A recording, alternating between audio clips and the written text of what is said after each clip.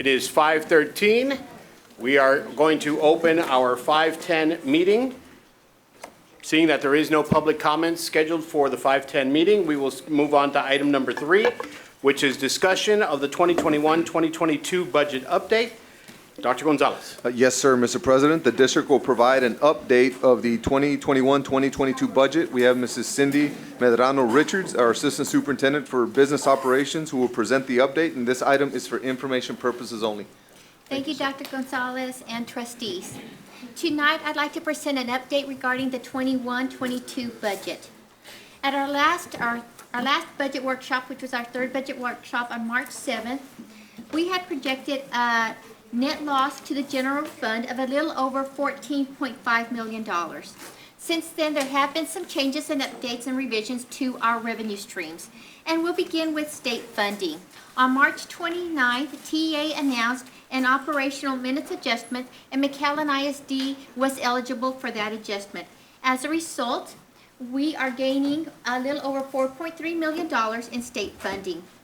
In addition to that, the special population programs were also eligible for the operations minute adjustment, which resulted in an increase in their student counts.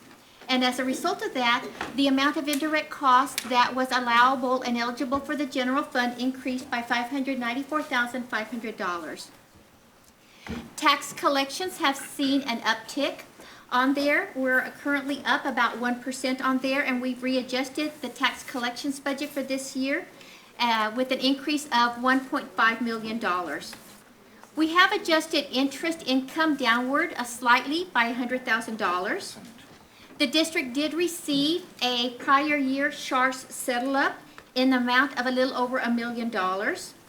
We've adjusted the current year SHARS interim payments and increased that budget by $400,000 as a result of students now on campus and receiving health services. And the board did approve a settlement of a little over $8.9 million. So our projection for year end on June 30th is a little over $2.1 million in net income, and that amount is subject to change as a result of additional savings to be found within the budget as we're going through the closing of the books at year end. And that does conclude my report. Mrs. Richards, just to make sure, we went from a $14 million deficit to a $2,153,950 swing. Yes, sir. So that was a $16 million swing, thanks to what has happened with the government and the way that they're looking at reclassifying our minutes here at school. Absolutely, and that announcement was not made till after that particular workshop. So we've adjusted our budget to reflect that. That was part of the prior budget amendment. And everything on this list has already gone through a budget amendment and been board approved, except for that last settlement item, which will be part of the next budget amendment. Excellent. Excellent. Does anyone have any questions for Mrs. Richards? I have a couple comments. Trustee Alvarado. Yes, thank you, sir. It's actually for Dr. Gonzalez. I'll give him a few minutes to come back. It's in regards to the settlement. It's a stipends. Well, actually, the other questions are related to, yeah, let me ask him. Let's just hold for Dr. Gonzalez. Yeah. Is he there? Dr. Gonzalez, I'm waiting on him. Okay. That's okay. Dr. Gonzalez, on the settlement, and I'm probably, please stop me if my question's out of line. I know we're going to bring it back to the board. Mm-hmm. Is any money of that need to be allocated for anything to be addressed?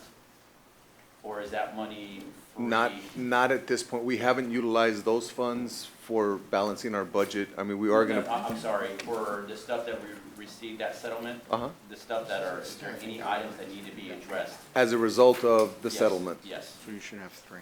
And The last conversation I had with Ruben, and we do have Ruben here, is we had some work at Rowe that needed to be done. It's been completed. Okay, so if there is, I just, I know we're gonna approve it officially at the next board meeting, if you Yes, could sir. just have that there. Yeah, that's perfect. Yeah. It's perfect. Yes, sir. And then, I know, and if I'm on the line too, and if I'm off the line, Mr. Ponina, President Ponina. Yes, sir. You know, I read the article in the newspaper about over the budget with this, our project with the city. Mhm. Does that affect us at all? I mean, are we gonna be asked to put more money into it, or what's our stance on that? At this point, we haven't had conversations with the city, but we're not going to be asked to add any more to it. So our plan is to meet with them to see where we stand, because we've read the same article, and we kind of want to see how that's going to play out. Okay. All right, any further questions for Mrs. Richards? With none being heard, we did have a late public comment come in, and we apologize for the email not getting to us in time, but Sylvia Tanguma would like to address the board in regards to pay raises. So we will invite Ms. Tanguma up to the microphone here. Ms. Tanguma, you do understand that you have 2 minutes to address the board. The board will be unable to respond to any comments that you make, and I will be your timekeeper as soon as I find my clock. Here it is. Whenever you're ready, we'll start on you. Sure, thank you. Good evening, President Forina, and congratulations to our new board members and trustees on your newly elected positions. Dr. Gonzalez and members of the board. My name is Sylvia Tanguma, the president for the McAllen Federation of Teachers. I want to start by recognizing the challenging job you have with when it comes to the budget process. I also want to thank you and appreciate the time you took to meet with me and some AFT members to discuss various issues with respect to our pay campaign for the 2022-2023 school year. Some of our members have shared their experiences with you about how challenging these past 2 years have been and the impact that vacancies have had on their school and or their department. I was also able to share salary research results with those of you that I met that clearly illustrate that over the last 7 years, our district has lagged behind in state and national, as well as some surrounding districts. 1 minute. It also shows that our most impacted group is our average teacher salary in McAllen ISD, where it reflects it's at a negative 7.74% as of the 2020-2021 school year. For those of you that I did not meet with, I have folders that I can share with you and leave behind. Discussion over investing in our district staff at the last budget board workshop was great to hear. And when our elected trustees speak about how much you value our educators and campus staff, the work that it takes day in and day out to educate our students, ranging from our FMO workers to our teachers and campus staff, is great to hear. Our schools should be the heart of our communities, and it takes all campus as well as our auxiliary personnel to get this done. How do we make our schools a place full of joy and learning for all? We all 10 know seconds. this is a collective effort that takes dedicated and committed staff. We must demonstrate our commitment to our workers through a healthy pay increase that will retain as well as attract high-quality staff. An investment in our staff is an investment in our students and the future of McAllen ISD. Thank you, Mrs. Tanguma. Sorry, I need to get new glasses. Just realized that. Thank you. I know a great ophthalmologist. I'll recommend him to you. All right, we move on to item 4 in our board workshop agenda, the discussion of the 2022-2023 budget update. Dr. Gonzalez. Yes, sir. Mr. President, TEA and Board Policy CE require districts to prepare a budget of anticipated expenditures and revenues before June 19th and approved by the board by June 30th. Mrs. Cindy Medrano Richards, our Assistant Superintendent for Business Operations, will present the 4th budget workshop for the 2022-2023 budget, and this item is for information purposes only. Ms. Thank you. Richards. Thank you, Dr. Gonzalez and Board of Trustees. Tonight, we will be discussing the 22-23 budget. We'll begin with property values. We'll have a review of the property tax relief propositions, the 2022 preliminary certified property values. We'll have a discussion regarding property values and the funding lag and the proposed tax rate. Next, we'll move on to a general fund review, which will include the analysis of enrollment and ADA trends and some major data elements. We'll then proceed to review the debt service and capital projects fund budgets. And we will then conclude with a presentation from Human Resources. And we will begin with property values. Again, we will be discussing the 2 property relief propositions that were passed by Texas voters on May 7th, 2022. Tonight, we do have Mr. Orlando Garza, Chief Appraiser with the Hidalgo County Appraisal District, and he will provide us an update and review of these propositions. Thank you, Mr. Garza. Good evening. Thank you for having me here, Board and Superintendent. On the proposition number 1, it is indicating that property owners that are over 65 or disabled would have their freezes readjusted based on any changes in the tax code because of House Bill 3 and the Proposition 2. That's going to come into play, and I'll explain that one in a few minutes. But their freezes would be readjusted or recalculated to see if, in fact, their freeze should be lowered. And it ensures that a property owner that should have, or that should receive a reduction in their freeze gets that.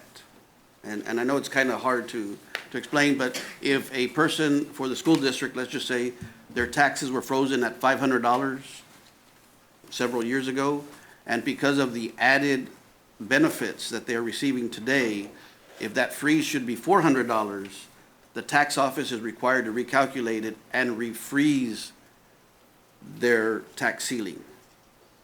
And it would be the lower of the two. Okay?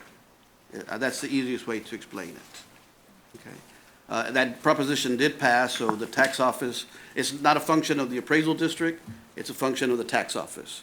So they will be recalculating your freezes, and any property owner that deserves to be frozen at a lower amount will receive that freeze from this point forward. And it is effective as of January 1 of 2022. Excellent. So it is Trustees, in effect for this year. any questions for Mr. Garza? What's the impact on us? Again, because I don't calculate the freezes, I don't know what that impact would be to the school district. Right. Okay? We were able on others to be able to tell you. Okay? Any other questions for Mr. Garza? Well, with that being said, in your expert opinion, do you see us having a funding shortfall because of it? I don't see any shortfall. What I will tell you is that there will be several property owners, especially those that received the ceiling in the last few years, that they will be receiving a lower freeze, but any increase in value would make up the difference. Got it. So it offsets it. It would offset. And they'd be not offset with them, it'd be offset with other increases in other areas. So right now, you don't see a shortfall. Not at all. It's being recorded, you know that, right? Yes, sir. I'm just joking. And just to add to that, TA is initiating a hold harmless for taxes. And so they are incorporating that as part of our state funding for next year. And we'll be addressing that a little bit further once I get into the tax section. And like I mentioned earlier, your tax collector will be able to give you a better indication of what that's going to be. You're right. It is a good thing if, Mr. Swice, this is good for our.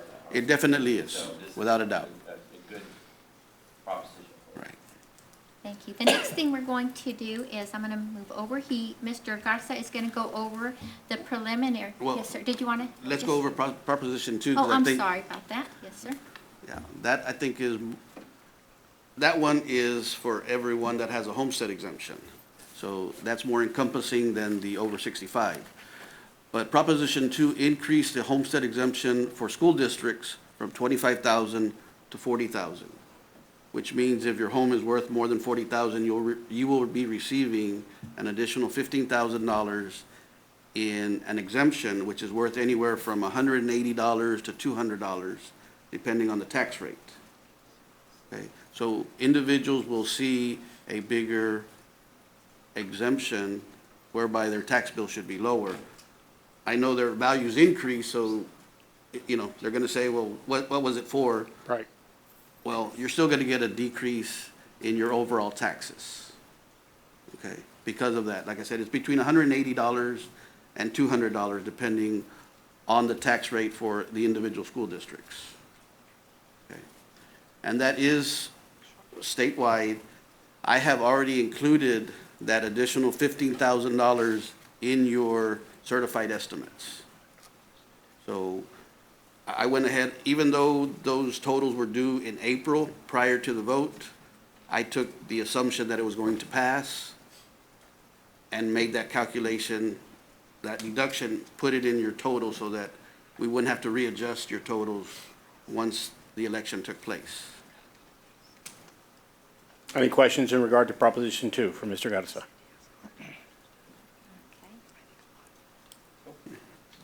The next item that Mr. Garza is going to go over with the trustees is our preliminary certified property value report that we do receive from them. Mr. Garza, if I need it. And this is for McAllen. This was issued on April 7th on there. Correct. Okay. And like I said, these totals were done in early April. I am required to give them to the school district and to all entities by April the 30th.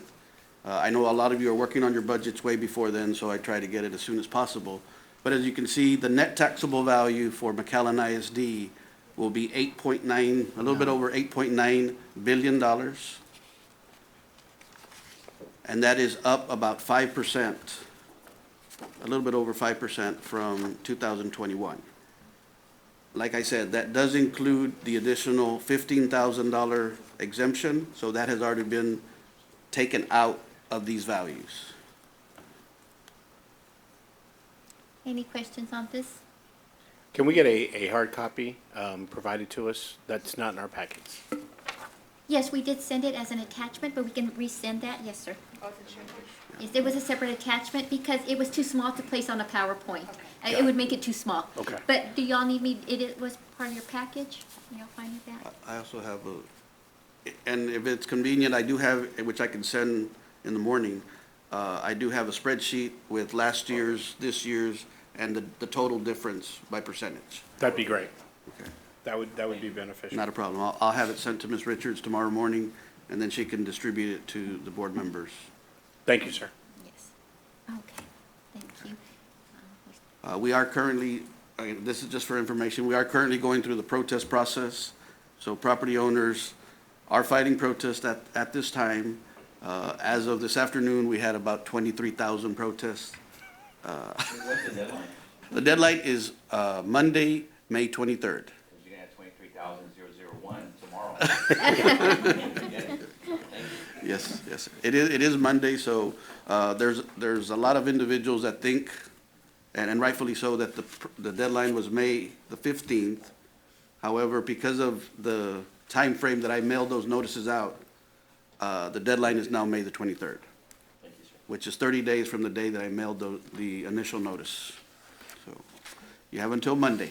Okay, Excellent. for that extra one protest. So, The next slide we have is historical data on our certified property values. And as you can see in the very last column, we do have the preliminary certified property values for tax year 2022. And as Mr. Garza indicated, that amount is $8,981,184,680. Now, that does represent that 5.05% increase that Mr. Garza did mention. Keep in mind that as a result of HB3, districts may be subject to two compressions, two tax compressions, a state compression and a local compression. And the state compression is a part of the HB3 tax computation. The local compression is applied once property values exceed 2.5%. So what staff is going to do is they are going to validate that increase once the final certified property values are issued in July. And once that is validated, there will be another level of compression, what they call the local compression, and the maintenance and tax rate will be subject will be required to be reduced even further than what we're projecting at this point. So there may be some additional relief. We will be able to validate that again once the July final certified values are issued. That's state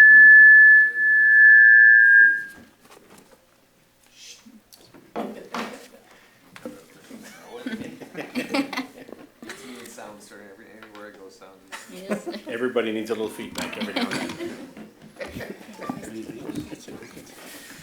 thank you.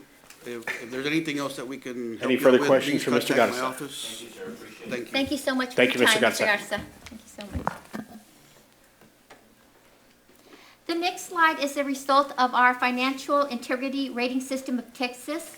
One of the indicators for that requires us to discuss property values with the Board of Trustees.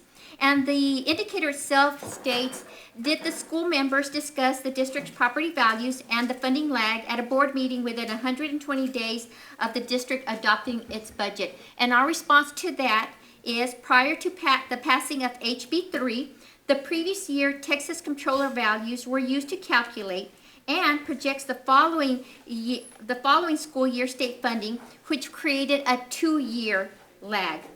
With the passing of HB 3, this is no longer the case of property values, which will now be based on current values, which is what Mr. Garza was reviewed just a few minutes ago, were those current values for this budget.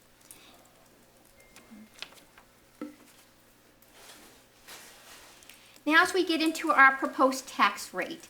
For tax year 2021, the M&O tax rate was $1.0486, and the interest and sinking tax rate was $0.0884, for a total tax rate of $1.13.7. The proposed tax rate for 2022 for maintenance operation is $1.0197, and for interest and sinking, it's $0.0767, for a total of $1.0964, and that reflects a reduction of 4.0 cents. Some of the variables considered when calculating the tax rate were, again, the passage of the $40,000 homestead exemption. Also, we considered that there's a possibility of increase in protest because of the higher property values that we've seen recently. And finally, just to validate our calculations, because we're still pending the final certified property values, which will be issued in July. Once those final property values are issued in July, the tax rate will be recomputed, and it may result again in that lower local tax compression because of values exceeding the 2.5–5%. If that happens, it'll further reduce the maintenance and tax rate from the $0.0197 on there.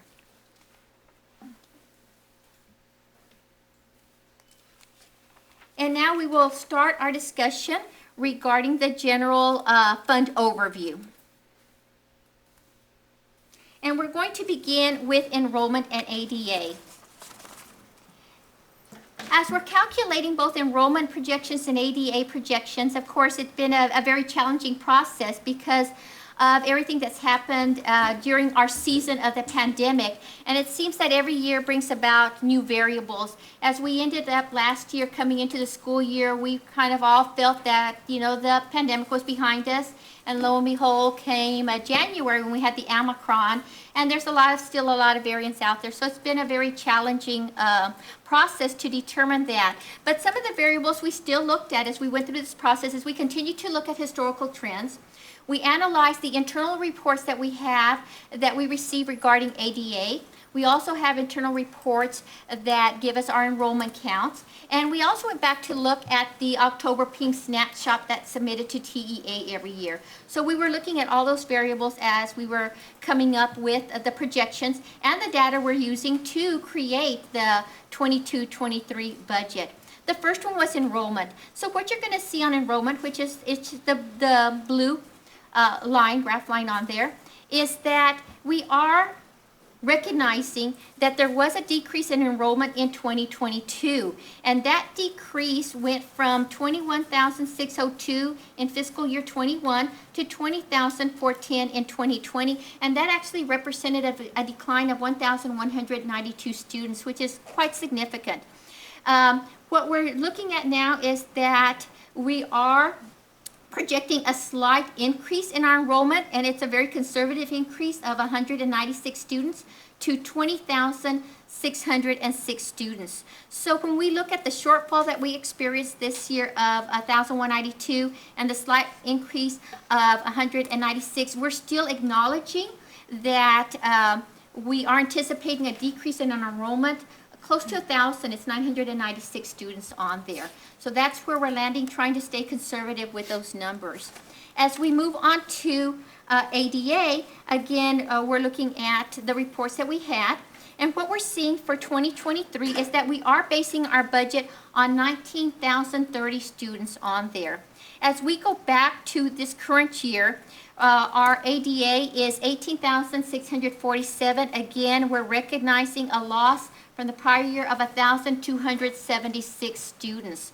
So as we recognize that and we're coming into the new year, we did increase our ADA by 383 students. So it went from the 18,647 to the 19,030 students. And again, that's an increase of 383 students. When you look at that over that period of those 2 years, we are still recognizing that our budget is based on 893 students less than our original budget for the 21-22 school year. Again, we do believe that our numbers are conservative and are in line with what we're projecting and what we used in order to balance our budget for next year. Mr. President, if I may ask a Yes, question. sir. Trustee Saldivar. Thank you.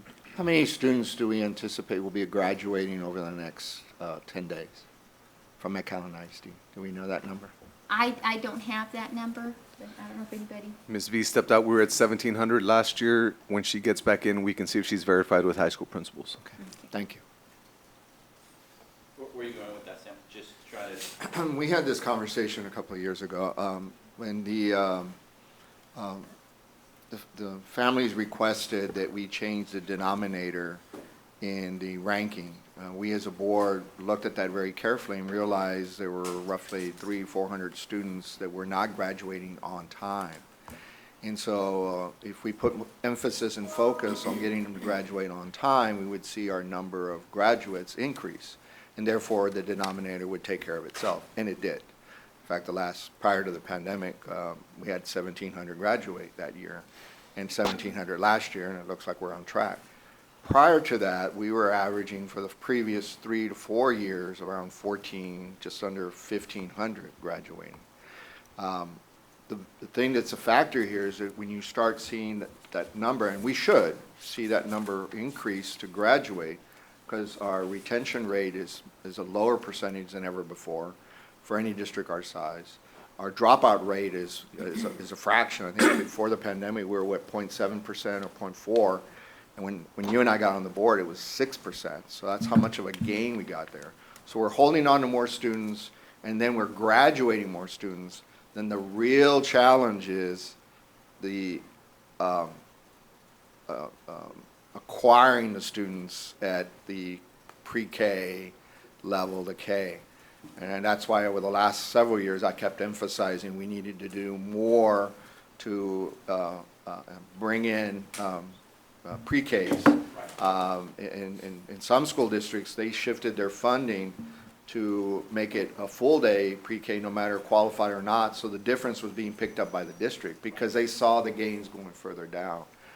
And so I wasn't going to say all that out loud, but that's the thinking I have. Is it looks like once again we're graduating a good number, which is great for McAllen ISD, great for our students, great for our families, but that means it's a greater strain to bring in another 200 or 300 that we know to the number we already needed to bring in, just to continue to maintain the level. And as you can see, it's still going to be a challenge.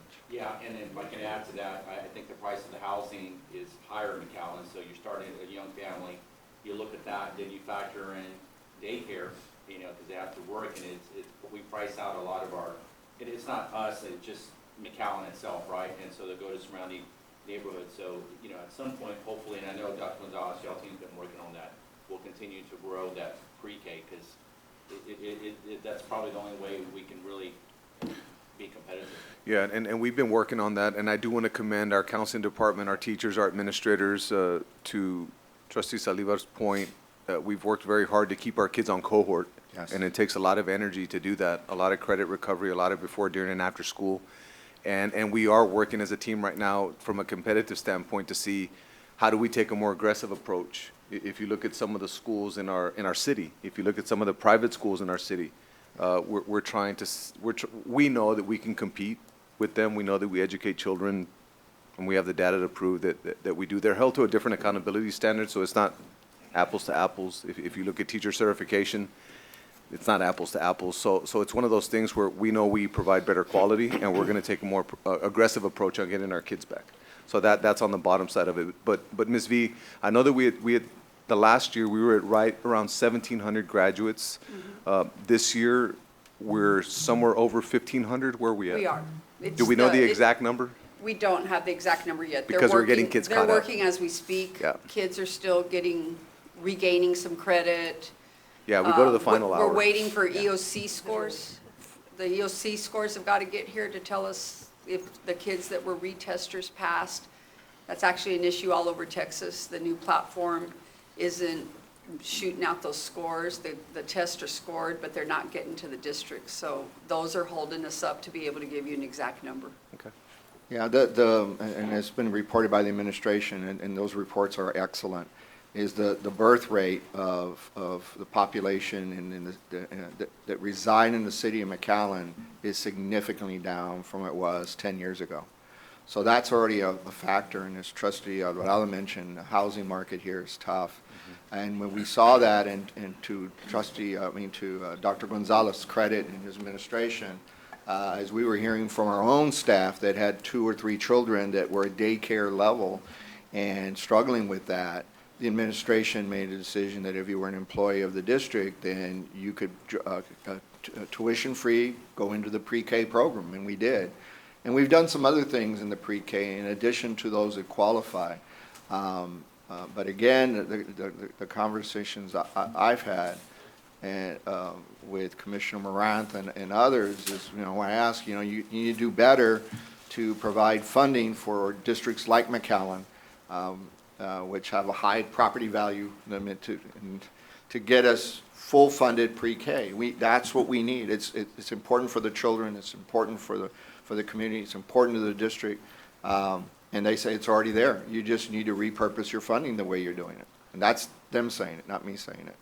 And so that's where I struggle. We're doing an excellent job of graduating more students, and they're competitive. We hear that from the employers. We're graduating highly capable individuals to go right into the workforce. The struggle we're having is that birth rate's down, the residency of moving into making choices. Do I live in this city versus that? Housing market, job accessibility. And now it's going to be even further aggravated when you're looking at $4 or $5 a gallon gasoline. This family's making even tougher choices about commuting and bringing children in.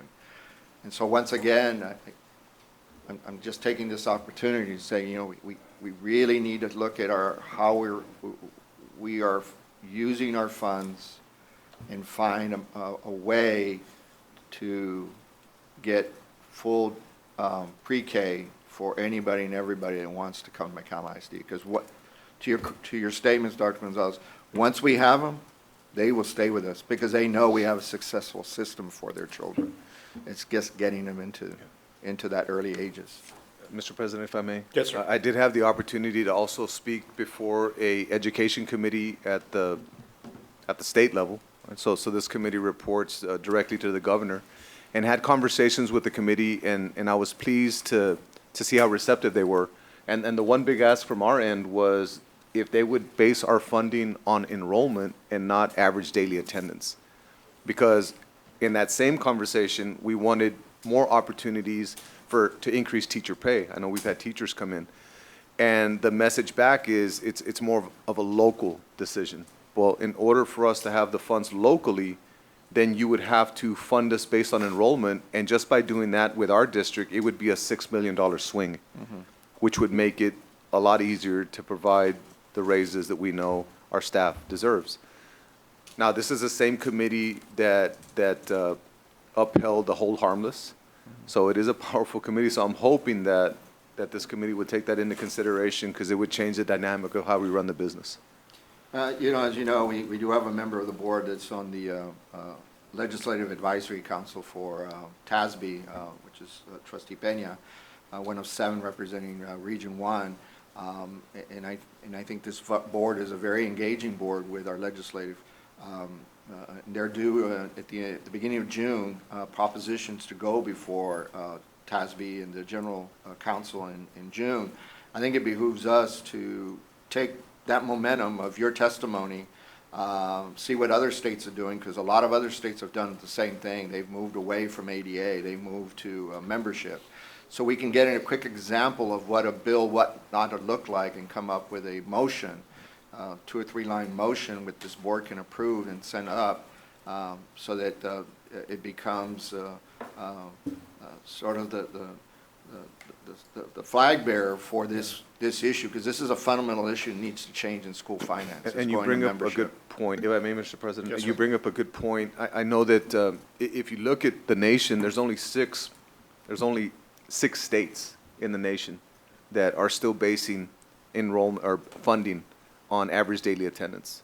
Texas being one of them. So it's Texas, Illinois, Mississippi, Kentucky. There's 6. So the vast majority are doing the right thing. And now Texas, who is known for always doing the right thing, especially in the area of public ed, for the most part, needs to follow the rest of the country. Let's hope that comes to bear, and if we can just put all our energy and focus on that single issue in itself, it will take care of what we were just discussing, but in addition to being able to properly pay our staff. Thank you, Trustee Saliva. Trustee Suarez. I'm going to go backwards on something that you said, Dr. Gonzalez. I don't agree with the fact that I think the state of Texas really puts public education where it needs to be. I don't think it's the right thing. I think that we should be the highest paying state in the United States. I think we produce kids that impact the entire country. The state is very property rich and rich in other areas, and somehow public education is always the first one to get cut. And that's our fault, because we're the ones that elect these people in office. So for everyone who wants to complain, I ask them one question: have you voted? Because I've always told people, you know, when they complain about what's going on in our country, I ask them, how many of y'all vote? When you have an election and 8% of the people vote, that's who's going to represent us. And so we need to motivate people to do the right thing, and the way to do that is to get the right people in office. I wanted to start with that, but going back, Ms. Richards, and I know that you'll have the answer to this question, and so will you, Dr. Gonzalez. This is my first of three questions, is the problem that we're seeing with ADA now. This is a problem that we're seeing in every district. Is it just McAllen losing students? Is it just McAllen seeing a decline in enrollment, or is it, because I speak to colleagues that are on different boards as well. This is something that's going on throughout the state of Texas, right? Yes, sir. And I think that's evident by TEA moving forward with that operational minutes adjustment. I think they also saw it as a statewide crisis, I would consider, and I think that was their acknowledgement of that. Okay. Dr. Gonzalez, you speak to superintendents. Do you see this trend happening at districts throughout the state of Texas as well? Yeah, my colleagues are facing the same issue. I know we do have some school districts that are larger. You know, we're 45 square miles, and you look at a district like Edinburgh to our north, it's 900 square miles, so it's more opportunity for housing. So it's a little bit different, but the common theme is enrollment is a challenge based on charters, private schools, homeschooling, and things of that sort. And I say that because oftentimes people are quick to criticize districts, saying, oh, you're losing enrollment. Well, we're not losing enrollment because our teachers or educators or administrators aren't doing the right thing. I mean, you have a district, where else would you want to take your kids than a district has the accolades that McAllen has, right? So I've been on the board 7 years. I know, well, everyone here has been, as long or not longer than me. And when I first got on the board, I never imagined that 7 years from now, we would have to be pumping in so much money to try to promote and campaign our district. That was unheard of. That was unheard of. Now it's a must.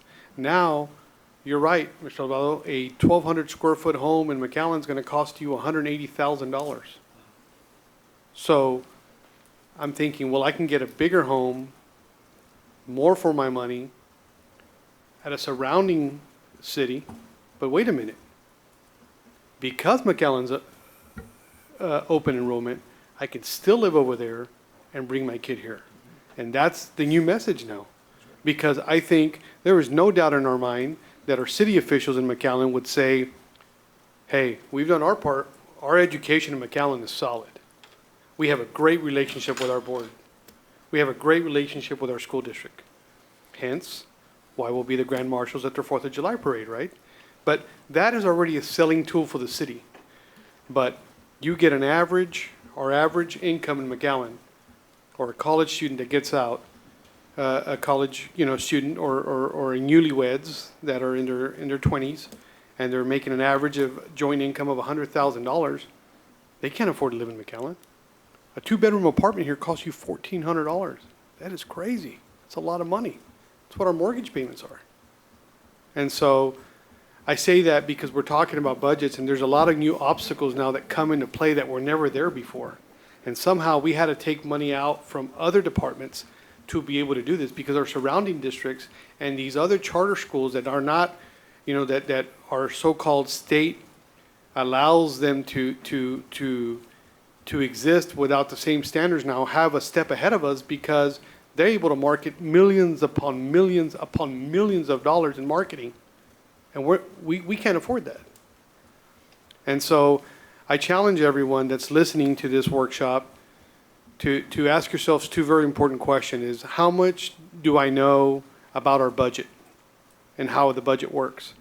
And second is, when's the last time I voted and got someone else out to vote? Because the only way we're ever going to change what's happening in this state is to put the right people in office. And I'm not saying that the right people aren't there now. I'm just saying if public education would give the attention that it should, I don't think we'd be in this predicament now. So I'll yield the floor. Just 2 quick points. Trustee Alvarado. I'd like for the board to consider down the road possibly us getting involved in hiring a political consultant or some type of group to help us with some issues. For example, you talked about, the ADA, switching that. That takes a little bit knocking on doors, and we don't have the time. That's not your area of expertise. I think the other one for me that I've been looked at is we know we get funding of our facilities different to other surrounding school districts. They build a new school, they get 90%, we get 10%. Makes 0 sense to me. But we need to, instead of trying to change the whole system, they can just change some of it. If any facility, if you have a school district predominantly Hispanic, for example, or predominantly minority, you have a facility of over 40, 50 years, then you should go to the top of the list, regardless of your, something to that effect. But that takes time. We don't have the expertise to maneuver, who's the right person. So as a board, I think it'd behoove us to look at that, hire somebody to kind of help us. I'd rather spend $25,000 on that to potentially get some millions back into the district. So just something for down the road. I mean, it's just something for us to consider. Just want to throw it out there. And then my second point, I know, Ms. V, you and I have had this conversation many times. I remember going to you when my daughter was going to row, and I asked you, why should she come here? She thought she was going to go somewhere else. And you sat down, you talked about all the wonderful things happening. You were principal at the time. And you said when she graduates, she's going to be ready to go. And you didn't lie. You absolutely were correct. And so I know you shared with me in the past that our graduation rates from college are higher than other school districts. I think we need to validate that number, because as kids with college now are, most of them out, that's what, getting to college is awesome. It's a great accomplishment. But then when you spend all that money, you want them to graduate.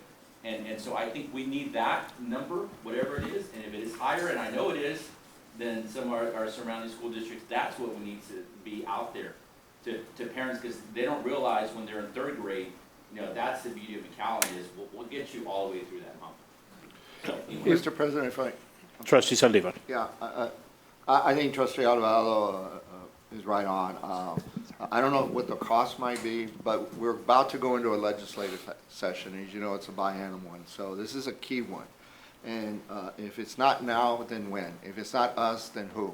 And so I do think there's validity here, and it may not be that much, but I think we ought to, it could be just our legislative staff on one of our Texas legislators allow us to have somebody on staff to sit down with us, have this conversation with our super on these 2 points, on the facility point and on the Enrollment ADA. on the, membership instead of ADA. And it doesn't take a whole lot of language, because this board actually helped pass a bill 2 sessions ago. And this board had a lot to say with how it ended up being in House Bill 3 as well, as a lot of members in the community did from McAllen. So I think we're very poised to do something, and we have time, because it doesn't start until January. to bring these two items to the forefront. And Dr. Gonzalez already has brought one significant one into the minds of, and into the conversation. And I think when it goes through the TASB process, now all those boards are going to be voting on this, and they then put it on their advocacy, and it goes forward. So I think we're in a real good position to take your thought, and we ought to move forward on those two areas. Trustee Suarez. I just wanted to add, in your own point, the only thing that I might not agree with is hiring somebody, and I'll tell you why. Number one is we have very powerful teachers' unions out there that if we were to collaborate with them, Yes. they have the power to make a difference with our legislators. That's number one. Number two, everyone in this room votes, I hope. So let's get our legislators in here in a meeting with us and Yes. tell them what we want. If we can do that, we don't have to hire anybody. No. It's very simple, very easy to say whether they're supporting us or they're not supporting public education. And their elections are every 2 years for a reason. The third is, there are political consulting groups that are hired by banks, and I know, and institutions here that I know would be willing to help public education because they also know we don't have the money to hire anyone. If we can get all these groups together and show the power that when we unite, then I think we can be heard. It's not rocket science. All we have to do is stick to our commitment, get them in the room, and once we do that, it's amazing how much we can do when we work together instead of fighting amongst each other. The only thing I would add to that. Trustee Alvarado. Yes, thank you. The only thing I would add to that is that our local don't have key positions in some of the organizations we need to influence. They don't have the votes, to be quite frank with you. So we're dealing with representatives from Dallas that sit on that committee. We're dealing with other people. So in order to get to them, you do need somebody knocking on that door. And showing that it's not just McAllen issue. There's some school districts that are in the same situation as property rich, that have old facilities and are not able to pass bond. I don't think any bond passed this past time that involved facilities or athletic facilities for that matter. This last election, I read an article on that, and there are very few. So I understand what you're saying, and they're local, are very open, but we need to get to those guys north of San Antonio. They're the ones that sit on the committees, and they're the ones that require somebody, that has to knock on the door and kind of carry our message, to them. So that's what I was going for. It's a little bit of money, but I think this is the time to do it, But I agree with you otherwise. I mean, we got to vote this time. Great discussion, and I appreciate everybody's input. I do want to just kind of close with this. In comparison with most of the surrounding cities and school districts, both McAllen and McAllen ISD have the lowest tax rates.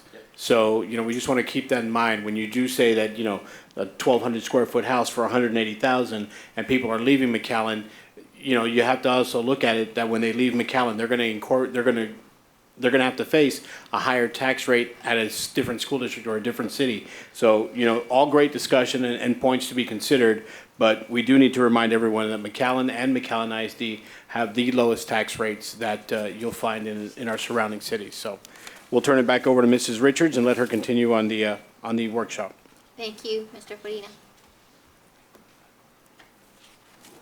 The next slide we have, we'll be discussing the major data elements that we took into consideration as we're balancing the general fund. So these are in reference to the general fund. The first item we have is that, the first thing I want to point out is that we are comparing the original budget from 21-22 to the proposed budget for 22-23. And again, this is in reference to major data elements for the general fund. And we'll begin with state funding. With state funding, we're seeing a decrease of a little over $7 million. And the result of that, of course, is the decrease in the ADA that we're experiencing, but also in that mixture will be part of the hold harmless that TEA will provide districts as a result of the the increase in the homestead exemption. The intent is that they bridge the gap between the funding that we will not be receiving through local tax collection efforts, we'll be receiving it through state funding. So when we look at state funding, it is decreasing by a little over $7.4 million. And again, that is the decrease in ADA, also offset by a little bit of the increase of the tax hold harmless. The next item we have are also decrease in a revenue stream for the general fund for next year, and that will be indirect cost from our special population programs. And our special population programs include career technology, bilingual, state comp, and special ed. And we're seeing a decrease in that revenue stream to the general fund for those particular items or those populations. Again, a decrease in the revenue stream of $2.6 million. Again, going back to tax collections, what we're seeing is it's going to stay relatively stable. Again, what we're seeing there is that although we're seeing an increase in our property values, we're also seeing an increase in the homestead exemption, increased by $15,000 from $25,000 to the $40,000. And again, what the state is saying there is they recognize that as a result of that proposition passing, we would actually be receiving less local tax dollars, and hence the hold harmless. And so they're hoping that that hold harmless will help bridge the gap there in terms of our local taxes. The next item we have, again, comparing interest income. Last year, we budgeted $600,000 for interest income. This year, we're budgeting close to $400,000. That still is a decrease in the revenue stream there of $204,000. We are increasing our SHARS interim payments for next year by $450,000. Again, we have more of our students here now on campus receiving health services, so that will be increased. And next year, we're actually going to budget for prior year SHARS settle up at $750,000. Now to that, at that point, we're still looking at a budget deficit of $9.1 million. We do have some HR savings, close to $3 million. Some of that has to do with position cuts, repurposing some positions. We anticipate, the typical long-term vacancies that occur throughout the year. Also keep in mind that when we budget for any vacancies, they're budgeted at the midpoint, and based on the new employees' years of experience, that salary may be a little higher than that midpoint or a little lower, but typically we do find some savings in that area. So those are some savings we can apply to that. Also, we are changing our electricity provider next year, and that's going to provide a savings about of $1 million on there. In addition to this, we are going to be leveraging our ESSER II funds, and our ESSER II funds do allow for the continuity of services and the employment of staff, so we will be utilizing that $5.5 million. If you recall from the prior workshop, part of how we were going to offset that $14 million loss was going to be to use the 5.5. Because we're now in a good position for this current year, we elected to go ahead and defer that 5.5, and we are applying it to this budget to help us out with that. That then left us in a positive position on there. So we looked at some of our major players again, and we're applying some of that extra funding towards our property and casualty insurance. That did increase by $263,000. We are increasing the meals for our students for next year because we are finding that a lot of the places that we take our students for their meals are increasing in their prices. So that's going up $1 for them, both within Region 1 and outside of Region 1. We're estimating that'll cost about $30,000. And we're also proposing an increase to the instructional program to support college readiness efforts of $112,000. The rest is just miscellaneous for about $20,000. Again, balancing out our budget, we are proposing on June 13th to submit a balanced general fund budget to the trustees. Any questions? On the electrical savings to the new provider, is that because we're switching to them and there's a rebate and it's going to go up, or is that we expect to see? We received better rates. That contract will begin on July 1st of 2022. It'll begin this year. It is a 10-year contract. They did want to lock in the rates because of the fact that the rates were good at the time, and the way we're seeing things as they continue to increase. Awesome. So it was locked in for a 10-year period. So it is a switch in a vendor. And I don't remember the increase of property casualty insurance. What was that? I mean, we didn't add any facilities, or I know it's bigger picture than that, but what, do we know what that was attributed to? I don't quite have the details on that. I don't know, Mr. Miller, if you're able to interject. If not, we can follow up on that. Oh, we do have Mr. Silva here. there he is. We do. Thank you, Mr. Silva. Yes, you can come right up here. Ms. Felix doesn't want the mic. Yes, sir. It's exclusively the market. The average increase we were seeing in the neighborhood of 15%, strictly on the property side. Not so much the casualty lines, the auto. We had a slight increase in the liability, but it's the cost for the property insurance. It's not a fixed rate, right? It just fluctuates. Oh, what do you mean by that? Or it went up, did we go out for, So no, it was the second year of a three-year agreement. Okay, Yes. that's fine, sir. Thank you. Thank you. Any other questions? All right.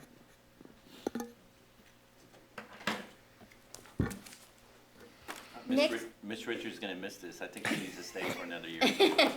She's certainly going to miss you, sir. She's not gonna miss me. The next budget we're gonna go over is the Notice debt you didn't say service yes. budget. Because I said Mr. Bella. I like her laugh. As y'all know, we do approve 3 budgets. Are you going to miss me, Ms. Richards? I'm gonna miss everybody. All of y'all and Dr. Gonzalez and everybody up there and everybody Until she behind has the me. second. Yeah. We can pretend last night didn't happen. When you just, man. Yes, I am. It'll be an adjustment, that's for sure. That is for sure. It's been a lifetime here, it seems like, yes. So you miss your family. Absolutely. Sorry about that. No problem. Now, as y'all know, we will be approving three budgets when we present this on June 13th. That'll be the general fund and the debt service fund. And the general fund includes the child nutrition program and debt service. Those are required. And we administratively ought to approve the capital projects funds. So now I'm going to go into the debt service fund for next year. And looking at this, I'm a little bigger. But in looking at the debt service fund for next year, we're proposing the revenues of a total of $6,813,200. What that consists of are taxes, and the tax amount of revenue streams there is $6,730,200. And in addition to that, we do have some other minor revenue streams in the debt service fund, which are penalties and interest income and royalties. And again, that will be for a total revenue budget of $6,813,200. When we come to our expenditures or our appropriations, principal and interest that will be paid out next year is $6,808,200. And then we have some miscellaneous other fees for $5,000, again for an expenditure or an appropriations budget of $6,813,200. Again, this particular budget will be a balanced budget as presented in June.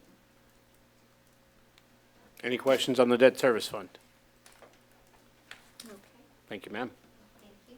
And now I'll move on to the capital projects funds. We actually have 4 funds within the capital projects umbrella. The first one is the Fund 619 MISD Maintenance Tax Notes.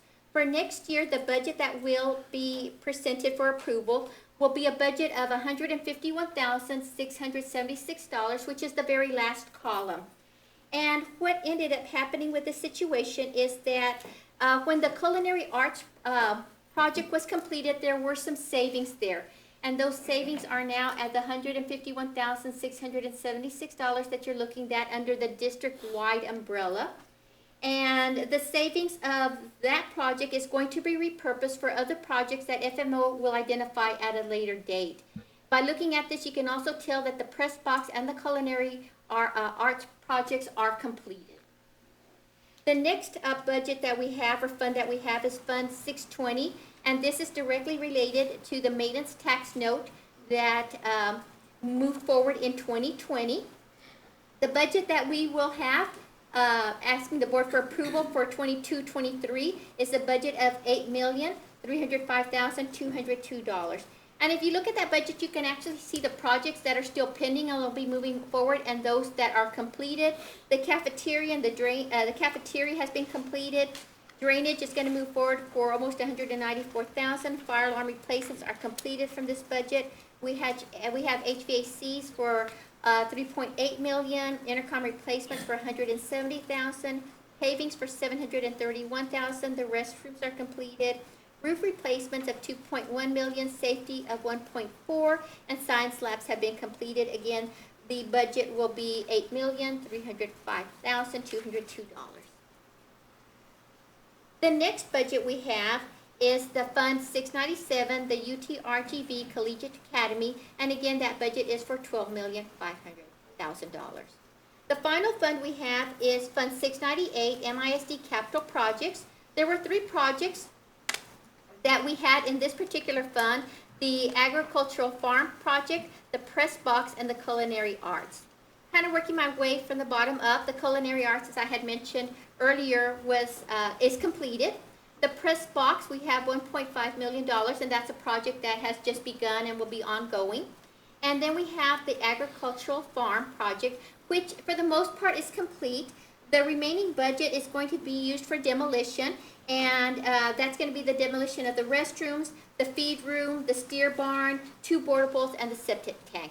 And then that should complete the funding needed and complete the projects under the agricultural farm. And that concludes my presentation. All right, any questions for Mrs. Richards on the capital project improvement funds? Great job. Thank you, ma'am. Thank you so much. I appreciate that. Moving on to the next item of the agenda, item 5, discussion of the 2022-2023 budget update, district staffing, and salary information. Dr. Gonzalez. Yes, sir, Mr. President. The Human Resources Division will present information on district staffing and salaries based on the Texas Association of School Boards analysis, along with potential 2022-2023 salary increase scenarios. Mr. Todd Miller, our Assistant Superintendent for Human Resources, will share more information, and this item is for information purposes only. Mr. Miller. Thank you, Dr. Gonzalez. I want to thank the Board of Trustees for their time and dedication you give, and I thank your wife, and because it's a family affair, families contribute too, so I thank you for that. Tonight, I will present more human resources related information as part of the 22-23 budget process, and joining me tonight is Human Resource Directors Mr. Stan Crowns and Mr. John Cavazos. Director of Benefits and Risk Management, Mr. Andy Silva, and I've asked Sandra Gomez, our Compensation Data Analyst, to join us also. Tonight, I will be sharing early notice incentive program, staffing strategy, current staff costs for 21-22, staffing turnover, staffing review, proposed salary increase, teacher librarian base salary range for 22-23, historical compensation comparison, proposed stipend changes, proposed staffing guideline adjustments, validation of job descriptions, grant-funded positions, and substitute teacher rates, just as a refresher. So the first on the agenda, I deliberately put it first, is the early notice incentive program. This hasn't been used in this district since 2011, and that was back, I believe, when the state cut a bunch of money from state funding. So this is anticipation of possible budgetary related staffing reductions next year. Administration is budgeting for a voluntary early notice incentive program during 22-23 if it's needed. This program would be used to address possible declining revenues while rewarding employees for their loyal and dedicated service. And if the program is necessary, administration will, of course, coordinate with legal counsel and inform the board of the need for this program, so as we try to further reduce staffing strategically. For TASB legal, if a district is considering offering an early notice incentive, also known as early resignation notice incentive, it is important that the board has authorized it in advance of the school year as part of the district's compensation plan. This helps to ensure the district is not making a gift of public funds in the middle of the school year to contract employees as prohibited by policy DEA. So as a refresher, early notice incentive program was last used in the spring of 2011, and there was 2 phases, and you see the numbers that phase 1 was 245 eligible employees and only 77 participated. They came back out with phase 2, wanting 150 eligible employees and only 109 participated. So we're just kind of putting this out there. We need it authorized by the board. So if we need this program next year to further reduce staffing strategically, of course, and only in certain areas, that would help the district, because we know we need to do this program. We talked about it, I think, about 3 or 4 years ago, but we didn't really come to this point, but I want to put it on the compensation plan.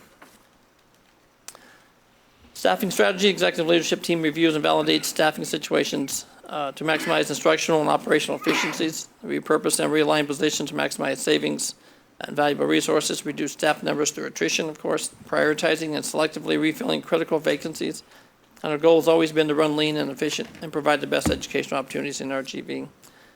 HR directors, Mr. Stan Crowns and John Cavazos, actively coordinate with the principals and directors on a regular basis, validating staffing vacancies, postings, transfers, reassignments, disciplinary issues, reviewing all positions for necessity, and efficiency opportunities, ensuring we're in compliance with staffing guidelines and classroom sizes and teacher-to-student ratios. Mr. Miller, I'm sorry. Dr. Gonzalez, can you refresh my memory? I remember the program, but what's some of the benefit if there's a teacher that's thinking about retiring, say a year or two, and we offer this program, what's their advantage for them to take it? It incentivizes them from a monetary standpoint, and it also gives us an opportunity to create more efficiencies within our staffing program, because we're running to run, a lot of it that we do right now is through attrition. So as positions are vacated by people retiring or leaving, we try our very best to look at master schedules, and we try to do our very best to look at departments. But that's really our main, that's really the main avenue that we use right now. So this incentive program would give us another opportunity to see if we can create more space by incentivizing people to step down earlier than they otherwise would without being incentivized. Todd? Okay. Anything And if that I may, can- so the incentive is really to secure the notice of the resignation that I intend to resign in December or maybe even June or something like that, May. So it's the notice of. I got you. So is this something that we reach out to the eligible employees and just inform them? That's a yes, I'm assuming? Yes, we'll have to sit down as an ELT and say, Strategize. okay, where can we afford to trim back a little bit and what areas? And then you have to offer it to everybody. You cannot discriminate, obviously. Okay. And the unfortunate part is you're going to have some people that we don't want to retire that are Yes. going to step up and say, I want to take advantage of the program. Oh, absolutely. In comparison to some of the teachers that, are eligible that just say, no, I want to keep going. I was just coming from, and I totally agree with you, Mr. Trustee Footing. Let me just clarify, I was coming from, we're not going to approach someone and say, hey, we have this program we want you to consider. What we're going to do is just put it out there and just let people decide. That's right. Okay. We're going Correct. to put it out to the world. Yeah. We- Yeah. We just want to have as many mechanisms as, if you think back to the slide that Ms. Richards showed, where it showed the trend decreasing this way, Yes, sir. we just have to make sure that our staffing is following that. We can't have our enrollment going like this and our staffing going like that. Right. So we have to have as many opportunities as we can, and this is just another opportunity to provide information, but we're not going to force anybody, we're not going to. No, I think it's It's great. I just mean, really this information. COVID probably accelerated some teachers, some staff. I mean, It really there's did. some that might want to try something else. That's right. It's a good program. Yes, sir. Any other questions? Mr. Miller? Okay, so real quick, current staff costs in 21-22, you'll see total staff, there at the bottom is 3342 at a cost of 160,884,819. 1,498 teachers, 79 school leadership, central administration 32, 430 in professional support, educational aid 408, and auxiliary 895. Are we still at 80% of our budget with staff? 81, 82, 79? We haven't calculated that yet. We will see two numbers, though. We do know that, and we haven't gotten to that particular calculation. We will probably see that we're a little under the 80% as what I consider just a raw number. And then, of course, we'll have to recalculate it, and that'll probably come up a little bit above the 80% once we consider the Yes, sir. leveraging that we're working with the ESSER funds. Yes, sir. So- The state used to have a kind of a guide. Do they still put that out there? You know, it's really changed throughout the years, and we haven't changed, but it is something we probably need to consider moving forward. Most recently, what we've been seeing, and I say most recently, but probably for the last 5 years, easily 5 to 7 years, what we're seeing is a lot of school districts are actually moving their best practice closer to anywhere between 80 to 85%. Where before, it used to be like the maximum was 80%. You didn't go beyond that. But I would say within the last 5 to 7 years, a lot of them have moved that up to anywhere between 80 to 85%. And a lot of them are probably closer to the 85%. And it's just the cost of keeping up with starting salaries and increases. Of course, HB3 had a big jump in everybody's salaries when that was implemented. So certain things have triggered salaries to move forward and move upward. And that central administration number to me looks lower than it has been in the past couple of years. I don't know if that's accurate. And maybe if it is higher, it's probably also due to, to the number of ESSER funds, or ESSER positions that we added as well. So last year, central administration was 37, so it's down Yeah, so 5. it's down. Yeah, one of the things is we've tried our very best to be efficient, and one that comes to mind is we had a physical education coordinator, and now our athletic director is handling both. So that's just one example of situations like that. And I'll bring it up because I think sometimes when we know we're in a tough budget in terms of teachers' pay, and sometimes central administration, there's a thought that we always increase. But I just want to point out that number did look low, and I know you're very aware of that, and you try to keep it manageable. So that was my whole point for bringing that up. Yes, sir. Okay, I'll move on to staffing turnover, and I heard one of you mention about the impact of COVID. So if you look on the left-hand side, it's retirement. So if you look at 21-22, the 3-year average for retirement for teachers has been 30.6, but in 2021 we had 42. Non-teachers 53, where it's normally 38.6. Total was typically 69, and we had 95. So this year-to-date, bottom on the left-hand side, teachers 39, non-teachers 48 and 87. So of course that window's still open. So they've got until I think it's July 11th to give notice if they're leaving. So, and then on the right-hand side is the resignation. So, but you seen in my last presentation, we're still getting people coming to the district, teachers and librarians with double-digit years of experience. I think about 30% coming to the district, with double-digit years of experience, and that screams volumes to me because they're coming from districts that pay more money, but they're still coming to McAllen. Mr. President, if I may, Yes, sir. I did want the board and community to know this because this is important. But Todd, what is our average year of experience for teachers in the classroom? I believe it's 6 point. Yeah, it was something of a that tad bit nature. over 14%, Yeah. but if you look at that across a system as large as ours, we have a lot of experience. So the quality of teacher that we have in our district is phenomenal based on, it takes time to master a craft.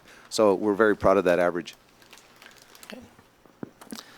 Moving on to the staffing review, you'll see on the top row there, projected student enrollment is 21-22 figures, and 22-23 is 19,880, difference of negative 530. The PEAM snapshot, I'm going to go straight down under the 22-23 column and compare that to 21-22. So this year we have 1,574 teachers. We're projecting next year to be 1,540. Instructional age 387 down to 381, and 549 up to 600 administrative support. Auxiliary 942 to 966. So based on current enrollment trends, and we've done this for the last couple of years, we need to decrease by an average of 40 teachers a year to maintain that student-to-teacher ratio and to prove match peer districts. So McAllen ISD currently is at 14.0 for student-to-teacher ratio. And right below there, you'll see the peer districts. Who else is in that 14.0 to 14.9, and that includes Harlingen, PSJA, La Jolla, Hidalgo, and Edinburgh. And we continue to utilize that TASB staffing review report to help identify other opportunities to reduce, consolidate jobs, et cetera. And I go back to the ELT talking about staffing, because it's a weekly conversation. Just because a position becomes vacant doesn't mean we just automatically hire somebody or something like that. We try to consolidate, and I know Aurelia, when she was here, she did a great job in the DOT and the FMO area, so. And that sets up a great question, Mr. Miller. How long do we let a position stay vacant before we decide if that's one, we can repurpose that position with another one, or that's someone that we have to hire? How long is that time frame? I think when the previous person's going out, we pretty much know, no, we got to get that filled right away. But if we can leave it open and we have time to evaluate the job, can we consolidate it? Maybe it's duplicated in other ways, technology, are we utilizing technology properly? Things of that nature. And then on the flip side of that, if it's been vacant a while, and talked about what Cindy was talking about, is do we really need that position? Right. Right, and there's savings there, so. Thank you, sir. Mr. Miller, admin support, increase to 51, is that the same thing as professional support in our pay groups? Yeah, bear with me. The admin support, for example, we increased 17 parental involvement employees this year. We jumped to 31 instructional coaches, and there's also some coding adjustments. When you get into PEAMS, it all depends on how it's coded at the various campuses. So when you're looking at our pay groups, that all goes under professional support, right? Yes. That's Dr. Gonzalez, in regards to the 31 positions that we created under administrative support at the various campuses, you know, all the ESSER-related positions, how long were they going to run, and when they do, the funding stops on that, what's the plan? It was a 3-year period, and HR was very clear with them with regard to what they were signing, and we're going to do our very best to work them back into positions as vacancies occur. The challenge is just that as you see the trend, as enrollment decreases, the staff has to do that too. We've done a great job of doing it through attrition. So I'm very, very proud of the staff in that regard, but we have a lot of work ahead of us as we continue to move forward. But after the pandemic, it became a whole different challenge. If you look at mental health situations that we're dealing with, if we look at kids that are coming out of homeschooling, the instructional gaps are unlike anything we'd ever seen. So for our teachers, and I see teachers nodding their head in the room right now, it's a whole different workload and a whole different approach, and that's a testament to the staff and everybody that works so hard to do that. But along with that is where you see some of these increases, and parental involvement was a big component of that. That's where you see a big jump there too. Well, there's a lot of resources they need, and they need support. If they don't have those type of resources, their parents and some of these families, these kids are not coming to school. That's right. And so I know we need that. And I think the other portion of it, I know that it's high, that number 31, but my understanding, and again, I'm not in the classroom, but correct me if I'm wrong, there might be a misconception that they're sitting in an office detached, but my understanding is that they're in the classroom offering support. They're teaching, they're helping, because there's so many gaps, and you know, they're have to be there to kind of help with the instruction. Yeah, it would be a challenge to find somebody sitting idle in an office right now in our environment. I mean, it's all hands on deck, and it's I've been in the business going on 27 years, and the challenges before us are unlike anything we've seen. However, very proud of the team and this board because we've powered through it. So we're not sitting around making excuses. Our people are just rolling up their sleeves and working hard, and we just want as many people in the community to understand the quality that we bring. Because that was one of the things we were talking about also. We talk about private schools, and you talk about the amount of tuition that these parents are paying. Non-certified teachers. For non-certified teachers. So you're talking about a family paying, and I'm going to aim low, $1,000 a month for a kid to attend a private school. That's $12,000 a year. From K to 8, that's over $100,000 that they're paying. That could go in a college fund. And you can bring your kid to McAllen ISD with rock star teachers and rock star leaders. They get trained all the time and have all this additional support that it's not even a fair comparison. They can't compete. Mr. Miller? Okay. So the proposed salary increase. So this school year, as we just talked about, is continuing to be very challenging for all the students, employees, and the parents. Administration is recommending a 2.0 salary increase for all employees. All district employees are equally important from bottom to top and deserve the same salary increase. Employee efforts continue to be instrumental in ensuring the health, safety, and security of the district children. Salaries for all employees need to be as competitive as possible for recruiting, retention purposes, and to encourage career progression, succession planning. I think we do a great job at succession planning in the district, so a lot of our jobs are filled internally. And of course, to keep McAllen ISD competitive with local districts and help maintain positive morale. And you'll see the 2% pay on the teacher side there. It's the $1,140. But that's also, you'll see the line for equity adjustments of $881,192. So I think this is important to note. So 72% of the teachers will get an equity adjustment of some type. So the low equity adjustment is $170 and the top being $1,400. Why is that important?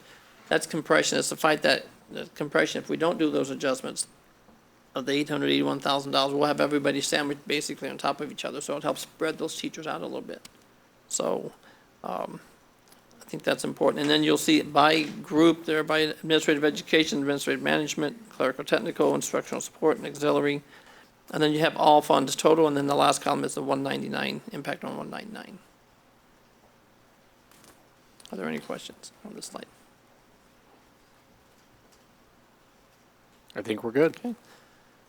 Teacher librarian base salary range, assuming $1,140 minimum increase for current staff, a 0-year teacher next year, 22-23, will come into the district at $52,150. 10-month salary range max is $84,192. Minimum hiring placement is the $52,150 I just mentioned, and then for the daily rates, you'll see them there at $62,070. So I'll go on real quick. This is just kind of a quick historical compensation review, so I just picked some years, 2008 and 9, 14, 15, and 21, 22 by the 0-year, 5-year, 10-year, just a 5-year increments, just to kind of show you how we've progressed.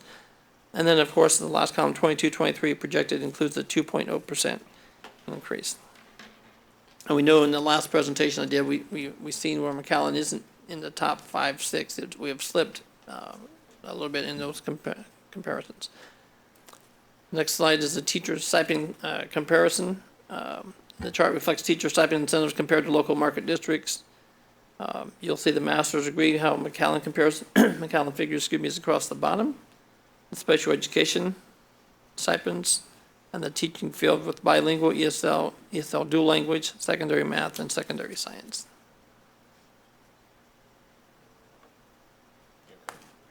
Any questions? Okay. We're good. Proposed stipend change, oh, I'm sorry. Trustee Saldívar, trustee Aliceta?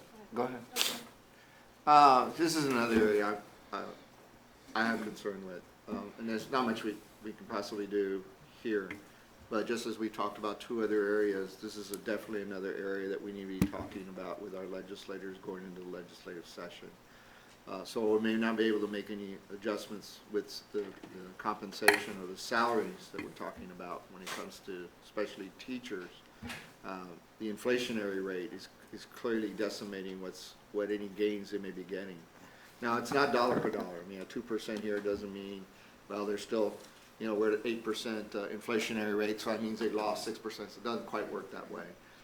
But what it does do is it causes a spread of those costs that family is having to hold with fuel costs, food stuff, clothing, housing, et cetera, et cetera. And so I just think, we as a board, we should add this to our agenda to visit with invite our legislators to possibly in this space, to have these conversations very early on as we begin to frame what we need to be doing next in partnership with those in our community, it was mentioned earlier, which some would be represented here as to what we may or may not be able to do. I do think, having said that, and I don't know if this is the time, I do think that we should be looking at something for the holiday pay. Prior to the pandemic, it was $300, and then once we got the ESSER funds alike, it was $3,000, and then we accelerated the subsequent ones. All good, we needed to do that. But I would like us to see, at the very least 300, ideally 500 holiday pay per employee. And that way, when that time comes, those families who are going to continue to struggle will at least know they're going to get something to be able to provide for their families, for the meal of the holiday, for gifts for the children during that time. And I think there's still time for us to figure out a way to do that. And for purposes of mathematics, I'd say 500 per individual. Thank you, trustee. But having said that, I'm sorry, I don't need to belabor it, but I also think that part of the equation should include the $100,000 we got from the HEB, Education and Excellence. I mean, everybody played a part in it, and if you were to divide that out, it's roughly $25, $30 per. I get that, I understand that, but that may help us offset that. I realize we do need to be looking at promoting the district. And I think the superintendent had a good idea of how we might need to do that. I think there's other ways we can fund that effort, possibly with help from the community. So I would suggest the $500, of which $100,000 would be infused coming from the HEB Excellence in Education. And thank you, everyone, for making that possible. Thank you, trustee Saldívar. Just piggyback off there real quick, Mr. President. I've got trustee Aliceta, then I'll Oh, come I'm to sorry, you. that's right. Go ahead. Just on the settlement, Ms. Richards, that you discussed in the first. Yes, sir. Has that been already accounted for in our budget? Yes, it will. It's going to be coming to you in the next budget amendment, and we are using it to help offset this year's current shortfall. Okay. Trustee Aliceta. I'll hold my tongue. I'll wait till we get further into the stipends. All right, Mr. Miller. Okay, so the next slide is proposed stipend changes. So I handed the package out to everybody, and I do apologize if it's real small. You think it's small on here, you all seen it on the screen up there. So it is smaller only because the proposed 22-23 is the proposed changes, so that's the red column you'll see on the right-hand side. So I'll start on the top page is the UIL, extracurricular. If there's any questions, I won't go through each one unless there's questions. And then the next page that has changes. Reading Academy, we just approved that here recently. We did add a note to the bottom, stipends will not be paid for employees who leave the district prior to official notification of course completion. That doesn't come, I believe, in August, correct? Official notification, so. There's a page back here on advanced academics, there's no changes, excuse me. Athletic programs. Any questions on any of the athletic stipends in the package? I do. Okay. Are we on the extra days or which? Could you move that up, if you don't mind, to where you're, because I kind of lost you. Okay, I'm so sorry. I don't have this information on a slide because it was really, Oh, really okay. super small. That's why I handed this package out. Okay. So this would be That's for the page confusion. 5 of the packet.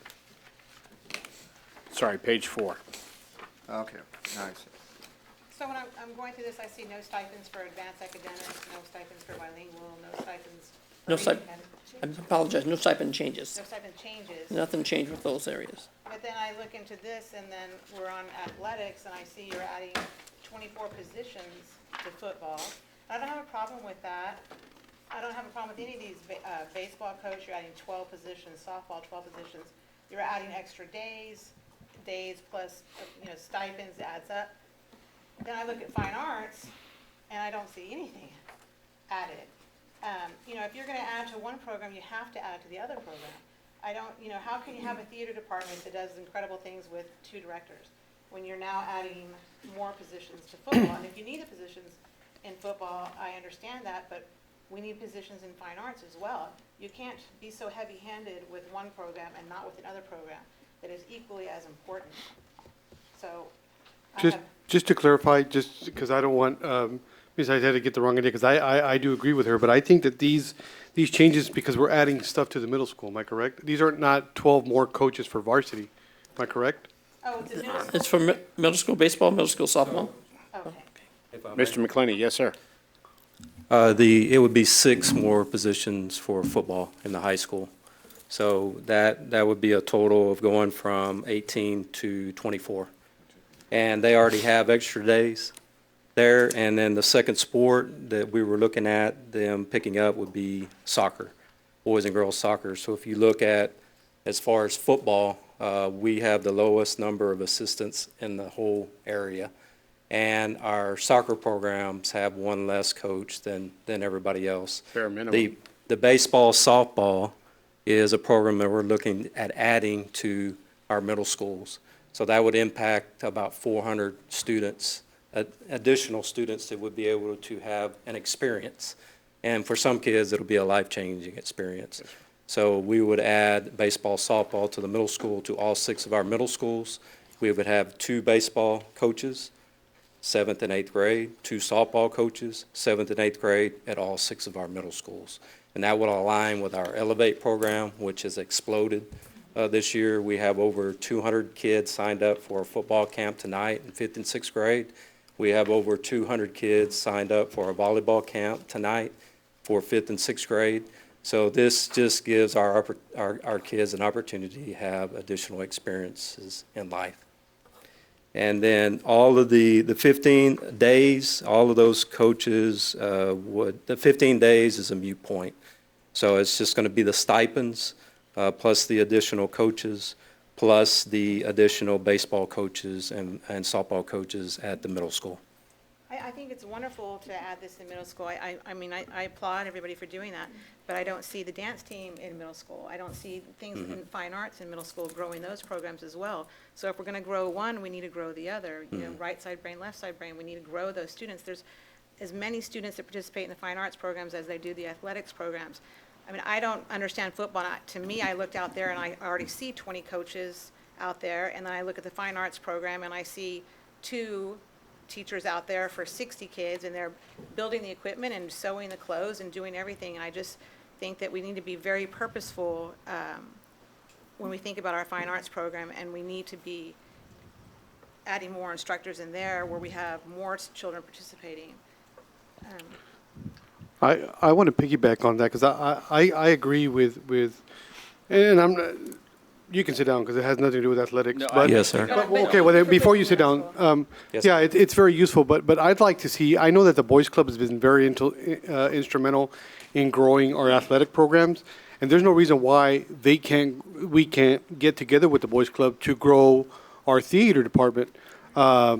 And because I know that there's summer theater with the Boys Club, but if we were to do an Elevate program with the Boys Club to encourage, because I think right now, unless you have the money to participate in these, I know there's several theater programs that, like private theater programs, but I think we need some kind of incentive, either talk to Parks and Recs or get together with the Boys Club to try to incentivize these kids in the elementary level to join theater. And we might be in this position next year that we have 200 people going out for a play and they all want to be in middle school theater. We're going to have to grow that program too. And those are all things that separate our district from other people or from other districts surrounding us. And to Ms. Eliza's point, athletics draws people here, but just seeing the results that we had at the recent awards, Palm Awards, I think people that are interested in theater want to come to McAllen. Mm-hmm. And so I think that, I know you're nodding your head, Ms. Thompson, you're saying, okay, I got this, but maybe a report from you letting us know, maybe you're on this already, to where it would justify, we're going to have to grow this program. Mr. Sauce, before he leaves, can I ask? No, he's not leaving. Okay. Can I ask him a question before he sits down? Yes, sir. Because your point, I just want to know on the football program, I thought the numbers were dropping especially at sub-varsity, JV light, freshman light. Are they dropped or are they increasing in football?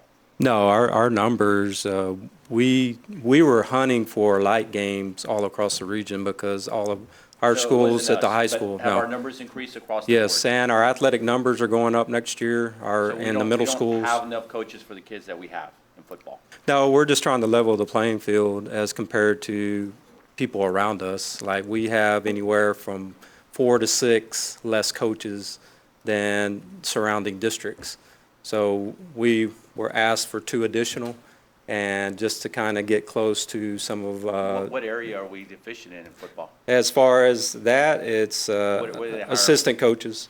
So for instance, total high school coaches, we have 13. I understand, but what part of the offense, defense, where are we deficient? Well, these 2 coaches, the head coaches would decide where they're going to put them. So they're probably going to put one on offense, and they're probably going to put one on defense. Okay, thank you. Yes, sir. I'm just going to address it towards you, sir. Yes, sir. And I'm trying to see how to word that. I mean, because I understand what Trustee Ellis said, and I mean, obviously, I'm probably the biggest football fan.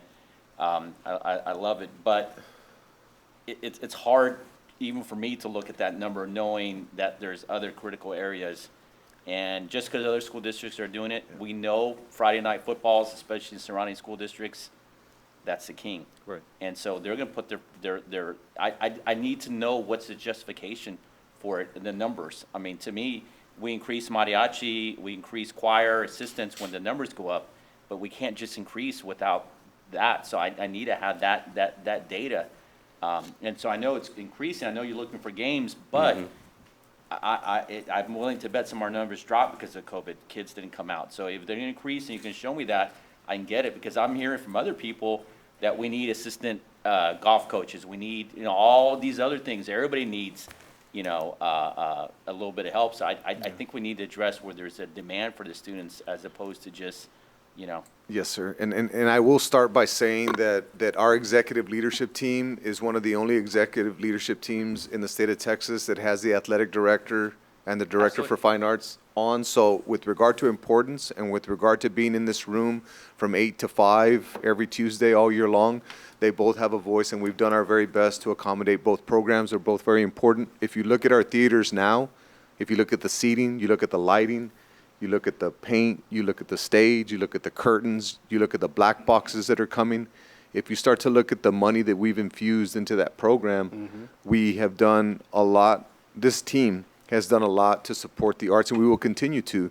If you look at Destination Imagination, which is essentially theater in the elementaries, we brought that to the table. In our first year, had a team go to state, and we're going to increase the number of students participating in Destination Imagination. Absolutely. We're looking at dance teams at the middle school. We're trying our very best to figure out how we're going to do that, because one of the challenges also, and if you look at Ms. Thomas, she's also in charge of the speaking events in UIL and the theater program and getting that going, on top of running the entire fine arts program there too. So the emphasis in both the arts and athletics is there. I meet with athletic coordinators once a month. Those are the head football coaches. And one of the things that we're looking at when you look at that many kids participating in football, because it's how many average kids on a football team? Well, we've had spring ball going on right now, and some of the programs are close to 200. Right. So you're talking about 200 kids, a lot of moving parts. And when But you start has to that look, number changed from 4 years ago? has that number changed from 4 years ago? I'd have to I don't look at think the so. numbers. We can do Yeah, a I can report look at all those regarding. numbers. But Well, our, and I'm not even comparing, this is what Right. I was going at with, like, for example, take bilingual. We pay a stipend depending on the number of kids. Right. That his teacher has in that Right. classroom. Right. So 12, you get the 1,000 and below and all that. What's the difference of a bilingual stipend for a teacher that has 8 students versus 12? We're paying for a skill, but we're basing it on the number of kids. But yet in football, we're just adding coaches to it. Well- I like to even out the playing field, and so that's kind of where I'm going with that. If you're speaking Spanish and we're asking you to bring that skill, but we're gonna pay you a stipend based on the number of kids, that's tough. So I'm not even talking about fine arts, I'm more talking about looking at some of these other ones. I think the teachers would like to get that type of, change too, because, you know, if we're gonna go with football, then maybe we need to add stipends depending on the number of kids that each program has. I get your point. I mean, that's the only reason I'm playing the other No. side, because to add 6 football when we still have those type of requirements and other stipends, it's hard Yeah. without justification. Right, and I think that if you look at our football program, and if we look at the numbers over the years, we've been understaffed. It doesn't mean that we were staffed the right way. It means that we're trying to right-size our staff at this point is where we're at with regard to being We're not understanding even- powerlifting for all these years. We're understaffed, and then we came to us and we showed the numbers and Right. we're able to do it. In football, I'm not aware of this. I'm not aware of the Right. need, and No, I had a son playing for all these years. Right. And coach 7-on-7, I don't see the need. Okay. Now, there might be need because I'm not a coach and I'm on the outside, but as a board member, I haven't seen the need as far as the numbers. You're telling me it's increased, but I don't. On the other sports, when you came to us, mariachi and all that, the numbers were justified and we're able to. So, that's what I think the step we're missing here, because I'm a little blindsided too. I can't defend this right now. Yes, sir. In my opinion, because I don't have the numbers. I can say, the football numbers increased, but how much? And kids weren't playing sports during COVID as much. And now I know pre-COVID, now maybe the number is going up. But on the other flip side, we still have some stipends that need to be addressed. And that bilingual one really bothers me because, I know we're going to talk about it, we really rely on those teachers and that skill, and yet we pay them based on the number of kids they have, which is out of their control. So, Yes, sir. sorry. Let me make this right. Mr. Fodina, Trustee Suarez had the floor, and I apologize. No, we're good. It's a Trustees. workshop, It's a man. workshop. I'm going back to trustee Aliceta. Are you? I just want to remind the board, the percentage of our budget that's spent on the athletic program versus the small percentage of our budget that's spent on the fine arts program, and the numbers of students that participate in both. The last time I looked at it, fine arts was neck and neck with athletics. And it's not that I don't support athletics, I support athletics, but I also support fine arts, and I think that we need to do that here, and the way that we do that is that we provide the budget to support the program. Instead of just saying that we're supporting it, I think that we have to provide the budget to support it, and we have to provide the staffing to support it as well. And I think that we are really lacking in that area. Well, and if I can add, Trustee Aliceta, if there's numbers in area of fine arts, I would definitely, same argument I would make for football. If there is a need somewhere, the number's justified, then we need to fund it. We need to come up with that stipend, but I think we need that data, you know, not only football, but we need it for mariachis or whatever to justify it, because I'm with you. I mean, you know, I have $2 that went through this, and one that sang at a university because of the fine arts department that we have here now has a career based on this. So I understand what you're saying. I just think we need to look at it based on numbers. And I think the trend of this board and this district and the administration is positive. You know, just like when we first came on this board, or when I first came on the board, there was a need to improve the athletic facilities. And so the board, along with the administration, began to do that. And then right after that, the theater departments were like, wait a minute, we need this too. And the board came with administration, and exactly what Dr. Gonzalez said. When the ESSER money came out, right away, the theater department said, hey, we need help. And so we did that. So now it becomes the issue of staffing. And so I think to both of Ms. Alizade's and Mr. Alvarado's point is, if the numbers justify it, then we, they need staffing too. And it's not fair because we're not there yet. And maybe you were going to speak to us, or I don't know. That's why, I had asked. But I will tell you that maybe not now. Mr. Alvarado is true in saying that he hadn't seen the numbers. Let me tell you what I saw, and that's why I was asking if there was some kind of anything for theater in the elementary. I know we started it, but when I first went to go watch this Elevate program that the Boys Club did with these fifth graders, it was packed with people. Let me tell you, I travel all over with my son playing basketball, and there's hardly ever is the stands packed. The Boys Club was packed every game, every day, and these were kids that have never played basketball before, which means those those seventh grade coaches at these middle schools, they're in trouble, because if they had 20 people participating, every kid now thinks he knows how to play basketball, which is a great thing because they've never had the opportunity before, and they're going to have 150 kids come out for basketball, and only 12 make the team. So I'm going to tell him, call Mr. McClinney, because this was his bright idea. But point being is, I think the same thing is going to be true with theater. As soon as it takes off in the elementary, guess what? We're going to be in trouble, because we're going to cast a show that has 20 people with 150 that try out for the show, which is great, right? But point being is, as everyone is doing their job, we're going to be in trouble because we're going to have to meet the demands. And I agree. I think we all agree on this. But the programs are going to grow because we're looking at them very different than we did before. And not that it was done wrong before, but now kids are given the opportunity that they never had. So I applaud both departments for doing that. Trustee Saldivar. This is a conversation I have several other trustees and different boards. We as boards determine the marketplace. We determine what the costs are, and we determine what the expenses are going to be. So when we say we're going to do a market analysis, we're basically doing it to ourselves. Unlike, sole proprietor or corporation or business on the outside, which has a lot of latitude to do a lot of things. I think we all support all of these programs, and they're necessary. But I'm not hearing anybody say by adding these programs we get any additional funding from the state. Is that correct? Yes. No additional funding. So it's coming from the individual child that's a member of our district and how we allocate those funds. And so I think we need to be very purposeful as an organization as how we're doing that.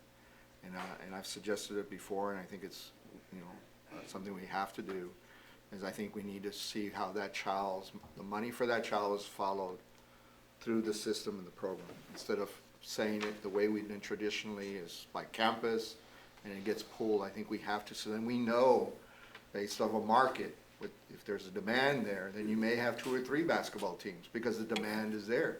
But if the demand isn't there, then you don't have those funds for those programs. And so that's one. The other is, I think we need to look at cost analysis of what our expenditures are and where the efficiencies and the inefficiencies are. And I'm not saying we haven't, but I've not seen anything in our conversations over the years. And I think as we move forward as a board, as a administration, we need to start looking at, and maybe that's there, and then it needs to be shared with us, as to where, aside from, we, X number of teachers, X number of that. The other is, I think we need to look at time study. Time study about how folks are doing their job and how effective and efficient they're doing that job. So if they're delivering food service, for example, from point A to point B, and they're covering a certain area, is that the most efficient and the most effective way of doing that? And do you have the right personnel, the right equipment, and the right timing to do that? And in the conversations I've had over the last several months from not just that one group, but across the district, I'm not so sure we're looking at that. And maybe that's something we very purposely need to do that, because, again, the market, we determine it. The budget is the same, and it's per child.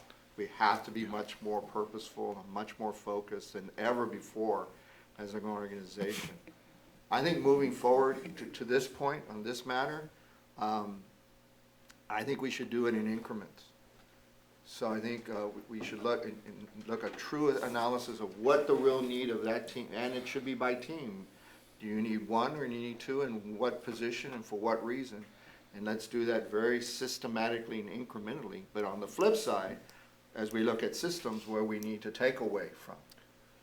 And I'm not saying we're not, but in these conversations, it's becoming more and more, for lack of a better word, disconcerting that we're not seeing how these are the shifts you have to be making or doing that. And I agree, we need to get into the middle schools. We do need the dance. We do need the fine arts. We need the advanced academics. But again, when you do that, where is it coming from, and what are you now taking away? And I'm beginning to sense we're really starting to spread ourselves real thin, that you're really just nibbing at it. You're not going to get the full weight of it. And that's just my thoughts on that. Mr. President, if I may. Yes, sir. I know that in talking about inefficiencies, just like any business, you kind of, in certain situations, you work in your own inefficiencies into the system to provide quality. And I think one for us, and this is our instructional program that we believe in, is if you look at our middle schools, for example, our teachers have blocks, right? So that's a more expensive model, but that brings us results and gives us opportunities to close achievement gaps, because a teacher has 90 minutes to teach 75 students versus 50 minutes to teach 150 students. They also have 2 planning periods at the middle school and high school. That's an inefficiency that we work into, and we're one of the only districts that does that, because we know teachers utilize that planning time. But it's an expensive model. But that's one where we're saying we know that there's dollars there that we can save, but we believe that the dollars that we're putting into it are giving us a return. So it's the same thing that we have to do across the entire system, is say, what inefficiencies are we knowingly and willingly working in that are giving us returns, and which ones are we working in that are not? So we'll get with you. On the academics, Dr. Gonzalez, you're there. I mean, all of us here are big advocate for you, because what you just said, they're there, and there are others you didn't mention. But I think throughout, that needs to be further expanded and through the system, because it's getting more and more critical that not being able to compensate our teachers in a much better way than we're able to do here, not being able to provide the tools and the necessity that they may need, not being able to even talk about, a replacement plan for facilities, which we really desperately need to begin thinking about, and when that's going to be. I'm really concerned, for lack of a better word, that the point of reckoning is going to come sooner than later. We'll do great on the academics, we'll do all that, but we're holding ourselves to others, and what others are putting in on our plate. And I think we need to be much more aggressive than that. Not that you haven't been. I think we need to help you get much more purposeful and focused and aggressive, and say, which gives us more, which gives us less. Is this worth, like as Trustee Alvarado mentioned, 12 children versus 30 children? I mean, we have to have those ratios discussions throughout the system. Trustee Alvarado. Just a quick point, and again, if the numbers are there for football, I'll definitely go, but the diagnosticians? Yes, sir. We increased that. But I also know, just hearing throughout this past year, that we're a little bit behind on some of those, getting to students, because we didn't have enough. There was a lot more need because of COVID, a lot more students that need to be assessed, a lot more they were home, maybe they're behind. And so I heard it anecdotally, and I don't have data for it, and I don't profess to know, but it's good to see that we do that. But I'm thinking, do we spend $132,000, which are those coaches for football, that stipend? Do we spend it there, or do we spend it on that? Because that impacts our revenue. That impacts if we're late on ARDS, if parents are upset because kids not getting service quickly. We end up spending more legally. So that's what scares me. Because I hear that on the outside, and again, I don't have that data to back it up. But if we're going to come here and talk about a assistant coach for powerlifting and football and all that, you always came to us with numbers and justified. I mean, the powerlifting was no brainer for me. I would go out and see one coach for girls and boys, and it was tough, and the numbers exploded, and they're going to continue to explode because he's making it in middle school. See, he has a plan for that. And I don't have a problem supporting that. Just on the football side, I don't know the numbers. And it's strictly numbers right now, because I know the coaches are going to want more resources, but to be fair, I think there's other areas right now that are a little bit more critical to me, and that's why you're getting pushback, which I never thought I'd sit here and push back on football, but it is what it is. Mr. President, if I may. Yes, sir. First, let me say that we see this as very constructive feedback that helps us. Yeah. So this team sits in this room every Tuesday for 8 to 10 hours, and we have these conversations in preparation to have these conversations. But the power of this board is your perspective, and the power of this board is this conversation. Cindy, our next budget workshop is Tuesday? The next one is next. Tuesday, Okay. May 24th. Can we have the numbers by Tuesday, sir? Absolutely. You'll have them by tomorrow. Awesome.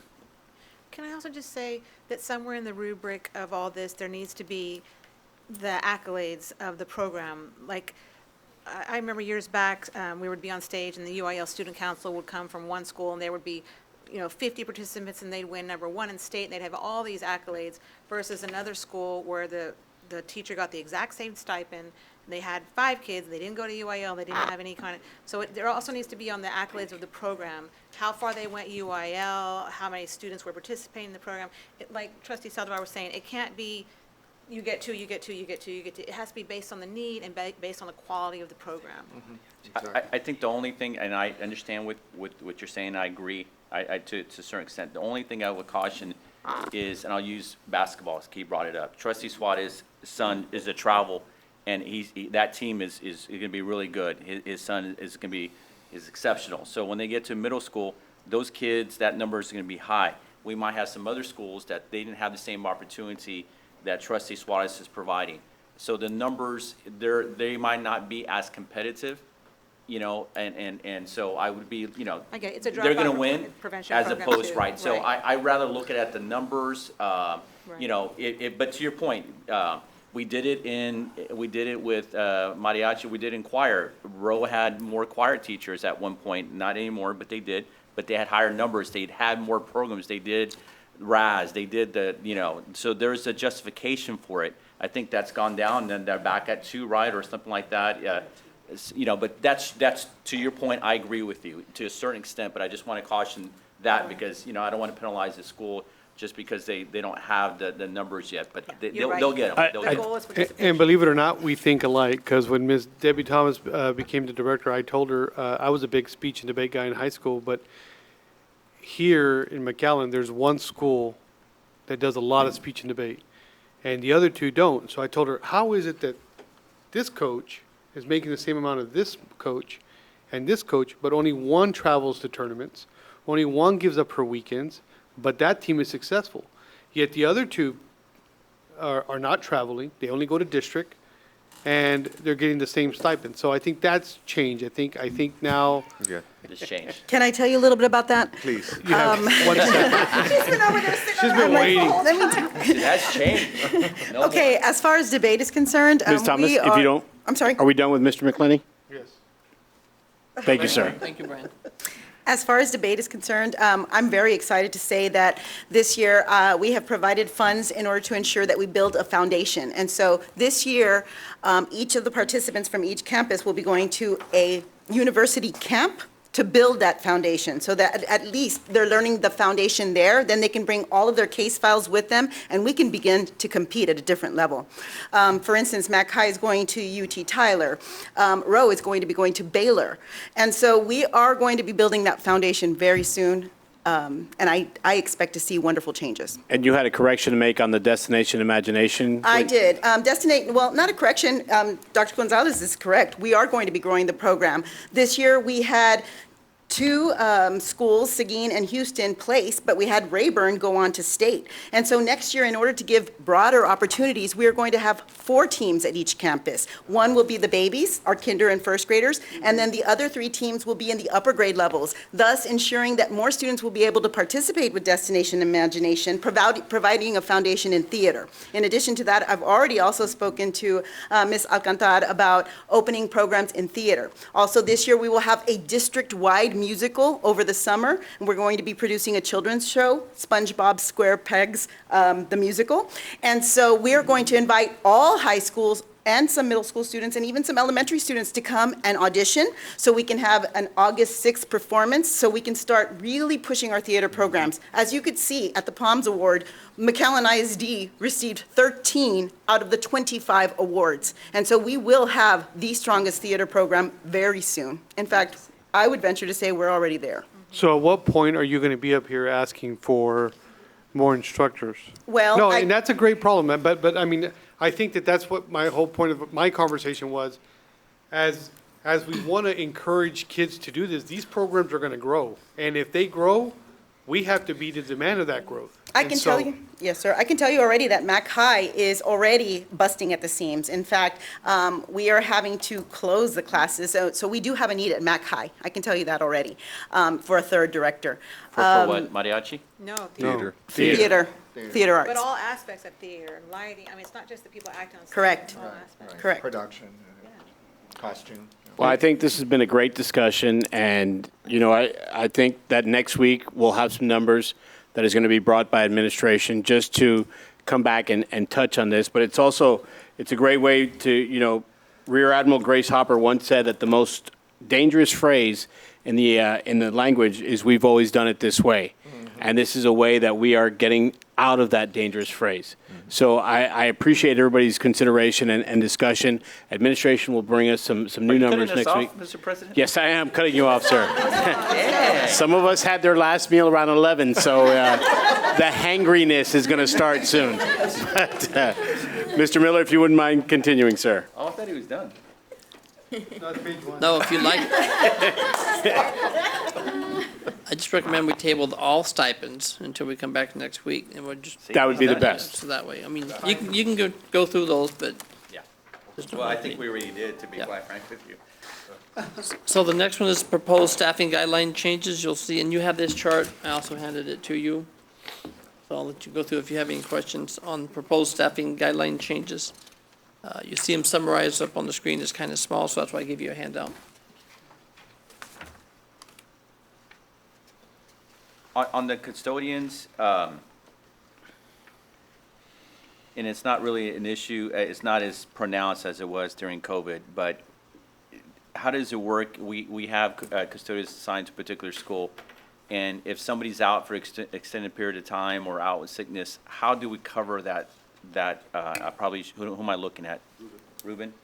How do we cover that shortage, and do you have a pool sitting somewhere that gives you access to it? Because I think during COVID, that was an issue, but not just with your custodians, other areas. We have a pool of itinerant custodians right now. So currently during the day, when someone calls in, they call in the system, they'll call in to one of our dispatchers, and we will assign someone from that itinerant pool. If we don't have enough coverage, we will look at some of our different campuses or In your day coverage. or they'll- get the day person to work an extra 4 hours to cover that area. that is needed. And when there's a missed assignment at night, because then the teacher comes in and their classroom hasn't been touched, and especially, with COVID and all that's a concern. How many, has that number of incidents where a coverage has been missed, has that gone down through this year? We have managed with the staff that we have. We try to keep it within within budget. We try to stay within our designated budgets that we have for the school year. And after checking earlier today, we're fine for the remaining month and a half that we have left in our current fiscal year budget. But to answer your question, yes, we do have shortages at times, especially this last year. But we've been fortunate enough working with our school principals, and we gave them the freedom to be able to schedule some of the night custodians with the day custodians and be able to work with them on their hours and staying within the 40-hour week to be able to manage and be able to take care of those areas where needed. Okay. So there was instances where you may have had campuses with 2 day custodians during the day, or custodians coming in earlier so that they could start the cleanliness and the disinfecting earlier in the day, meaning 3:30, 4 o'clock as soon as the campus let out, and we scale back on the night shifts. I understand. But still, we were able to manage with our own staff. Thank you, sir. The only area that would make a difference is going from a 242 to a 260. Yeah. Given the circumstances that we currently are in now, we are, and having to be able to schedule our staff appropriately through our holidays, through our summers, and being able to cut to 242 versus a 260 staff. And that's where it kind of gets a little tricky and challenging. Okay, sir. Thank you, Ruben. All right, Mr. Miller? Moving on to validation of job descriptions. So job descriptions, HR coordinates with the principals and directors to review and revise those annually. Grant-funded positions, they validated over 1,400 plus grant positions. So make sure they're proper fund coded, and if there's personnel moves that people maybe ending their grants, if they're going to be losing their job, things like that. And the last one, substitute teacher rates. This is really more of a reminder for everybody. So board-approved substitute rate for the second semester this year that we're in is $180 a day for degree and certified. The beginning of next year, we revert back to the November 15th board-approved rates and for the whole 22-23 school year. And after that, we go back to the board-approved rates October 12th, 2021. Which is $125 a day unless that's later changed or amended by the board. All right, any other questions from Mr. Miller or Dr. Gonzalez? I will say, I'm not a fan of 2% across the board. I mean, I'm not going to waste everybody's time going over it again, but I think that there's certain levels, the school leadership and the central administration, that are paid so much more than the teachers, the instructional aides and the auxiliary. I'd like to see the entirety of it go to those groups and do like a 4% for them. I would have liked to see those different scenarios, but that's just my thoughts. I just think that the difference between what a teacher makes and between what people in school leadership make and people in central office is so different that we have an opportunity here, if we hold the line on those 2 classes of school leadership and central administration, we can increase teachers, professional support, instructional aides, and auxiliary. I don't know if it's 3% or 2.5% or 4%, how much that money, you can move around, but that's just my thought. Actually, in our prior conversations, I thought that we were going to bring some into the conversation, those options and those possibilities, because I would like to see the same consideration along with Trustee Aliceta has mentioned, and I thought in our previous meeting that's what we would be hopefully seeing soon, is what it would look like. We do have some scenarios that we can move forward with, and let me bring those up. Before doing that, if I could, Trustee Suarez. I know that Ms. Aliceta has her good reasoning for doing that, and I've tried to wrap my head around it too on how this could be done. And before you show the scenarios, I'd just like to give you my thoughts on it. Today at this morning's award ceremony, I saw some of the employees, and they were not teachers, but they were employees. When they got their awards, their service awards, they asked to take pictures with their supervisors and with their leaders. And to me, it said a lot about the kind of people that we have working for McAllen ISD. And that means that they they appreciate their leaders, and that just because a person makes more money doesn't mean that we should look upon them different or say, well, I don't want to work for him because he or she makes more money. And it gave me the sense of, and you heard certain employees say this, not only there, but last night too at the retirement, where they said, we're part of a family. And so I can't wrap my head around thinking, if we preach family and we preach togetherness, how I could justify dividing that. To me, I think we're all equal, and everybody plays a role. And then I looked at and this is just a hypothetical, okay? This is not my way of thinking, nor is it Mrs. Aliza's way of thinking, or Mr. Saldiva's. But if you look at a hypothetical, and I think, if I could get a teacher that's in a classroom with 27 people, 27 kids, that somehow have to deal with different spectrums, a kid that's really gifted, a kid who needs special needs, a kid who has behavioral issues, a kid who has social issues, and they have to go home with that. They should be getting paid more. So we put the librarians aside, we put the instructional coaches aside, and we put all these people aside because hypothetically, this is the teacher in the room that's having to make all those decisions. But that teacher wouldn't be able to make those decisions if she didn't have the academic coaches, if she didn't have the administrators fighting for them, if she didn't have the voice in administration, if she didn't have the voice of a librarian. And at times now when things have been tough and we've seen that we've had to make cuts, let's take librarians, and I know we're not advocating not to give the librarians a raise, but let's just look at what their role has been throughout the years.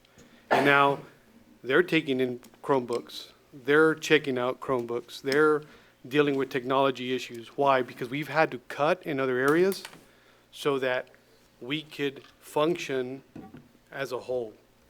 And then finally, when you look at principals and assistant principals, and I have family members that are principals in other districts, and I talk to them and ask them what they do, their work's not done at 4:30. Their work's not even done at 5:30 and 6:30. Neither is a teacher's, but not only do they have to worry about what happens every day, but they have to worry about every phone call. They have to worry about the state requiring that campus to be at a certain level, along with so many other moving parts. And so I get it. But I've always preached this, and that is that our system is wrong in terms of state and at a federal level. To me, a teacher should. I had a meeting one day, the other day with a group of teachers unions, and they asked me the important question: in your eyes, what should a teacher make? An average teacher make? And I said, starting salary, $75,000 to $80,000. Why? And I talked to my daughter about this the other day. I said, you're about to go to college and you're about to get some loans and you're about to get into some debt. What incentive does a child have to become a teacher, get paid $54,000, $57,000, $58,000 to be $120,000 in debt? Explain that to me. And the only incentive that I can think is the same reason why every teacher is there now, because they love what they do. And I know you do a good job of comparing us to other districts and telling us, well, we don't get paid the same, other districts get paid the same. There's something said to be part of McAllen ISD. And I think that if we were to look at this and pay and give a raise in different ways, you would destroy the synergy that we have. I really believe that. And I really believe that we're all for one and one for all. And I respect everybody's opinion, but I just think dividing it like that gives no one an incentive to try to move up, to try to be an administrator one day, to try to be a principal, because there's no incentive for them if the only incentive at the end of the year is going to be just to give a certain amount of money to a certain group. But again, I haven't seen how it plays out. I just wanted to give my opinion before, and that's why it was important for me to give my opinion before the scenario came out. And that might change, but that's just the way I view things. Thank you, Mr. Suarez. Well, I'd like to give my opinion too, but the point of the matter of all this is McAllen ISD is a family, and with every family, we will have to work together and we talk about things. And the only way to continue to be innovative is to listen and learn and innovate. And the only way, when it comes to public ed, unfortunately, as I've said time and time again tonight and other times, other people are making decisions that we don't get to make. I mean, if we could sit down as a board and as a group of how do we allocate our funds in the best way possible and how that's going to occur, it'd be very, very different, but it's not. You know, it's locked into a certain lockstep, and we've been following that time and time again. All that's being asked is, just like with everything that's occurred in a very positive way at McAllen ISD, is we ask the question. That's all we're doing here today. We're not buying or selling, just asking the question. And the easiest way this all could occur is to go to a dollar amount, not a percentage amount. What is a dollar amount? That's the easiest way. Unfortunately, that's not the way we operate. So we have to function within the limits that we're given. And the limits that we're given right now is to ask a simple question. And with no regards for I'm for or against, I'm opposed to this, I'm opposed to that. It's simply, what does it look like? That's all we've been asking. And that's all I want to know, because if there's some viability there and some things that we can work our way through, maybe not this time around, but in the future, we need to be doing so. Because we're moving into situations, and it's increasingly going to get funding more restrictive at a time we want to continue to grow and expand. And so that's the point of this right now. Thank you, Trustee Saldívar. Trustee Aliceda. I just want to see what the options, I did, I asked about it last workshop, and so I was hoping to see it, and I didn't see it, but now that you have it prepared, yeah, let's see what we could do to keep teachers in the classroom and not have to leave the classroom to get paid more. Hablando eso compone todo. So again, what we have right now is the scenarios that Mr. Miller discussed. Administration is recommending the third scenario at the bottom, the 2% right now, that's the teachers at $1,140, and that would be 2% for all staff. The cost to the general fund right now would be a little over $3.4 million. What we did with the scenarios that are coming up is we try to keep them pretty much in the same categories that we have. It would make it very comparable to what TASB provided for the district, so we wanted to make sure we were in line with that comparison and that it was fairly comparable to that. So what we did on here is we broke it down between teachers and librarians, and then we went ahead and broke it down between administrative education, administrative management, and all other staff. And this is the effect on the general fund, which obviously is the one that affects our district quite a bit, because we do have to self-fund that. We had three scenarios here. The first scenario is a 4%, or what's equivalent to 4% increase, compensation increase for teachers and librarians, and that would be $2,260 at that percentage point. What we did with this scenario is we went 1% for administration, education, and management, and 1% for all other staff, and that was going to result in a budget of $4.5 million. Going back to scenario B, again, teachers, librarians were at $2,260. In this scenario, administrative, education, and management would have a 1% increase, and all other staff would have a 2% increase. The cost of that is $4.9 million.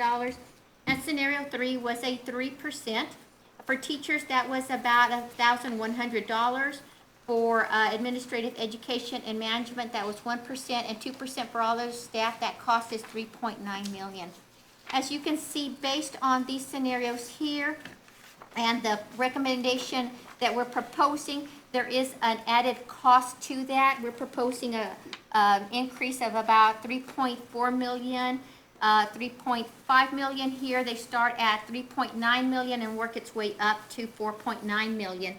If you recall, when we went back and we were discussing the 2022-23 data elements for the general fund, one of the components that was aiding us in balancing that budget was us leveraging the ESSER 2 funds that allow for the continuity of services and the employment of staff, and that was $5.5 million. So at this point, really did not feel that the budget would be able to sustain these type of adjustments on there. And again, the fact that it's not proportional or the same for all our district staff.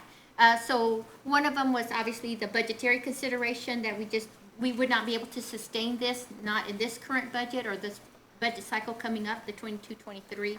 And then from what we felt was an equitability position, in that everybody was, I guess, acknowledged by the same 2% that we're recommending. What is 1%? Scenario C, administrative education, what is 1%? That would be 1% of the person's Right. midpoint of their pay grade. So give me an average. What is 1% of, is it of a $100,000 salary, of an I mean, what is? I don't have that average, we'd have to go in there. I mean, when you go into and look at these categories, and I'm gonna place it So I'm here. saying is When you one- look at administrative education, these are the principal positions that are in there, so obviously there are a lot of different ranges. And when you come to administrative management, again, we have a range of different positions in there. Right now, I don't have what the average of all that would be. So what I'm saying is 1% of central administration, the average is 102,000. 1% of that is quite different than a teacher. The average pay is 56,000 of the 2%, the 3% that you just had up there.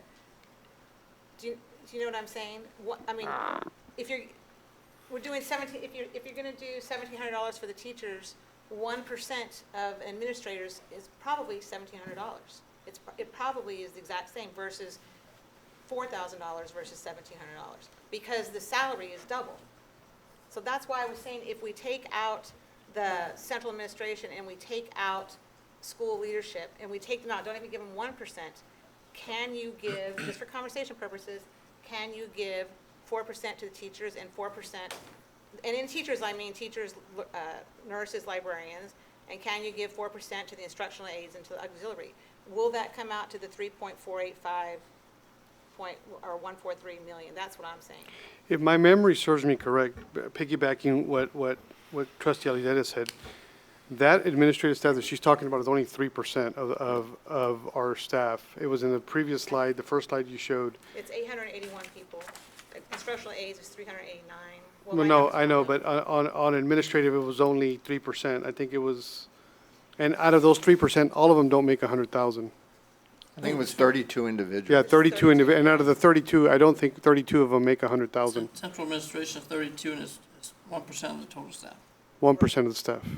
Yeah, because when folks say the administration office, it's all encompassing of everybody within administration, but what staff's done is segment out the leadership portion.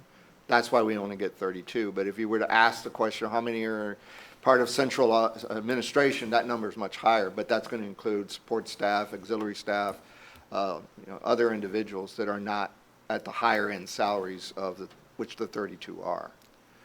So the point being that you're trying to make is the pool is so small, and I think it's your point, that it cannot offset, even if you take it in its total aggregate, totally out of it. It's not enough to absorb into the other categories. Is that what you're saying? Yes, sir. If I may, Mr. President, Yes, that is exactly what we're saying, on top of the fact that if you look at those individuals, those are very specialized skill sets. So if you look at the executive leadership team, for example, very specialized skill sets that they bring to the table to ensure that our organization runs just like a Fortune 500 company, just like a bank, just like a big law firm. There's different levels within the organization, and every one of them is important. And I think that within a Fortune 500 company, there's ways to advance. Whether you're working for an insurance company, there's ways where you start, and then there's ways that you work up. And some people want to work to the top, and some people are complacent. So what we're trying to say that from our perspective, and we looked at all of this, is that everybody in the organization plays a key role in the success of our students. So that's why we wanted to be as equitable as possible. But we see the point. We see that there's 1,600 teachers at the driving force, and they're in the classroom day in and day out, but it's a very complex system, and those 32 people bring very, very specialized skill sets. Well, the fundamental point is that there is no way in the organizational structure that we have here, and probably in every school district, that you can differentiate performance, because what the specific goal is here is quite different from what it would be in any other business or organization. And that is educating that child. Would be that a true statement? Yes, sir. And that's the difficulty here in differentiating performance. Correct. Yes. And everybody, regardless of where they fall within that spectrum, has a Add part value. of educating that child. Yeah. And I feel sometimes the same way Ms. Aliceta feels, like, man, I really wish she wouldn't have left and become an assistant principal. She was a great teacher, but this is the other way to look at it. Mr. McClenny was a teacher at one time, and then he became a principal. And look at how many people he impacted, made great teachers, made great kids, and so now that campus is going. Look at Mrs. Thomas. She was a teacher, you know. Then she became a principal. Now she's, you know, taking the fine arts to another level. Now let's talk about Dr. Gonzalez. Dr. Gonzalez was a science teacher. Then he became a principal. So he was impacting those teachers. And then from there, he became a superintendent. And we're hoping that because of his position now, that's the incentive. That's the incentive. If you can impact a child, that's 27 people. But if you impact a teacher or two teachers, now you've doubled the amount of people that you're influencing. And that's the incentive to want to become, and I get it, we don't want to lose good teachers to administration, but people outside of this realm that don't know education think administration, they don't do anything, they're in an office. I think we know that's not true. I mean, we all know that. But how do we convince these teachers in the classroom that are in the grind, in the front line? I get it, like the soldier in the war, right? They're not the generals. They're the ones that are dodging the bullets every day. How do we incentive that we care about them just as much? We put our money where our mouth is, and we do it right now. Well, yeah, but you know what? You can't go to war without a general. You know, But I think, no, and I mean, I'm it's a not finding your workshop, so I'm opinion. I just mean, going back and forth. But like 2% for auxiliary is $550. 2% for someone in administration is $2,000. We have an opportunity right now, as a customer, as a parent in the district, there are so many teachers that I see, and they leave teaching because they need to make more money, and it kills me. And I want those people to stay there for my daughter to get there. There's a 10th grade English teacher that I'm gonna be so upset as a parent if she leaves because she needs to make more money. We have to pay our teachers more so that they will stay in the classroom. Because you're right, what you said in the beginning, we're a family. Everybody is important, and administration is important, everybody is important. But a lot of the important people are paid, I don't wanna say enough or fairly, because you're never paid enough, but they're paid substantially more, and yes, they have degrees, and yes, they've gone to college, and yes, they have doctorates and masters and all that, but everybody in our system is equally as important, and if we don't have teachers stay in the classrooms, and if we don't incentivize teachers to stay in the classroom, and if we don't do it right now through our budget, we're not gonna have these quality teachers that we have all the time. I mean, I worry all the time that our teachers are gonna leave, and that we're gonna end up, I just think now's the opportunity. And even if we give 100% of the raise to those groups, the teachers, the librarians, the nurses, the auxiliary, the instructional aides, if we give them, if it's only 3%, if it's 3.5%, and everybody else just holds the line for 1 year, I think it speaks volumes. I mean, it's just a workshop, and like you said, conversations are just, you know, we're meant to have. We need to have these conversations. Yeah. The thing that's problematic to this, and again, I'm not buying or selling, just an observation from having been in a corporate American environment, 38 years, and you know, 34 of them dealing with these types of funding, is that your limitation is 2%. That's the problematic here. You know, when you're dealing with somebody, you know, we're dealing anywhere from 6 to 12%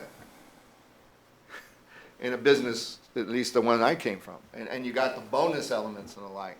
The other is that it's all we're not looking at the dollar. So when we say about equity, to the point that's been raised, and again, not buying or selling, but it's let's look at what the percentage would be at 1, a 0.5%, a 1, a 1.5, a 2 within each category, and what then is the true increase overall in that for that individual in their rate. Because you say I'm getting 2%, you're getting 2%. Well, I only got $500. But the next person, because they're at a higher salary, they got $2,000. But that was equitable because it was 2% for everybody. That's what I'm saying. That's what we're saying. That's what I'm saying. Thank you. Again, you know, Again, we can go further into this at our next budget workshop on Tuesday, May 24th. And we've got to the 13th of June before we've got to approve anything. So that gives us time to be able to I haven't asked a question. really discuss and go into depth about I just this. have 2 quick questions. Mr. Alvarado. I've been patiently, can you go back to the slide where it had the scenario, different scenarios? to see where the line is. To get across. On the money amount. And I forgot my charger, so I can't access it. What's the amount that, the 2% that we're proposing, what is that total amount? 3.4 million. Go back to the other slide with all the different scenarios of the money. It's- Scenario A, B, and It's C. got- Okay. Yes, So you're saying right now our threshold that we can sustain in our budget is 3 point, the 3.4 is Four. right now what we can sustain. And that is also keeping in mind that we're leveraging 5.5 million Yeah. from the ESSER funds, which is the only reason we can sustain the 3.4. In other words, So- we would not be talking about any Correct. raise at all. Exactly. Exactly. okay. Exactly. Um, That's, Yeah, It would have been we have for time, sure. we have time to talk about this other one, I just wanted to ask that. And then, real quick before I forget, I probably directed you, Dr. Gonzalez, because it's not a directive, but I appreciate the increase of the substitute teachers. One thing to consider, possibly creating a separate category, because we do have a high number of retirees. If they want to come back, paying them that $185. If you're a McAllen ISD teacher and you retire the last 3 years, pay them a little bit more. They have the experience. I'd rather see them in a classroom and give them that little bonus than someone fresh out of college or, 140. So just an idea. I hadn't thought about that, but that's a great idea. We're just thinking, throwing out there, if we can keep some of those, if we're gonna offer early retirement, let's pay them a little bit more so they can come sub with us, so. Very good. That's Yes. it, sir. Thank you. Yes. and here's the slide. I'm able to get it up. No, so we're about, if I wanted a 4.9, we're about $1 million, about $1.4 million. All right, any other questions? Move to With none being heard, do I have a motion to adjourn? adjourn. I have a motion from trustee Alvarado. Is there a second? Second from trustee Saldivar. All in favor signify by saying aye. Aye. At 7:40, this workshop is adjourned.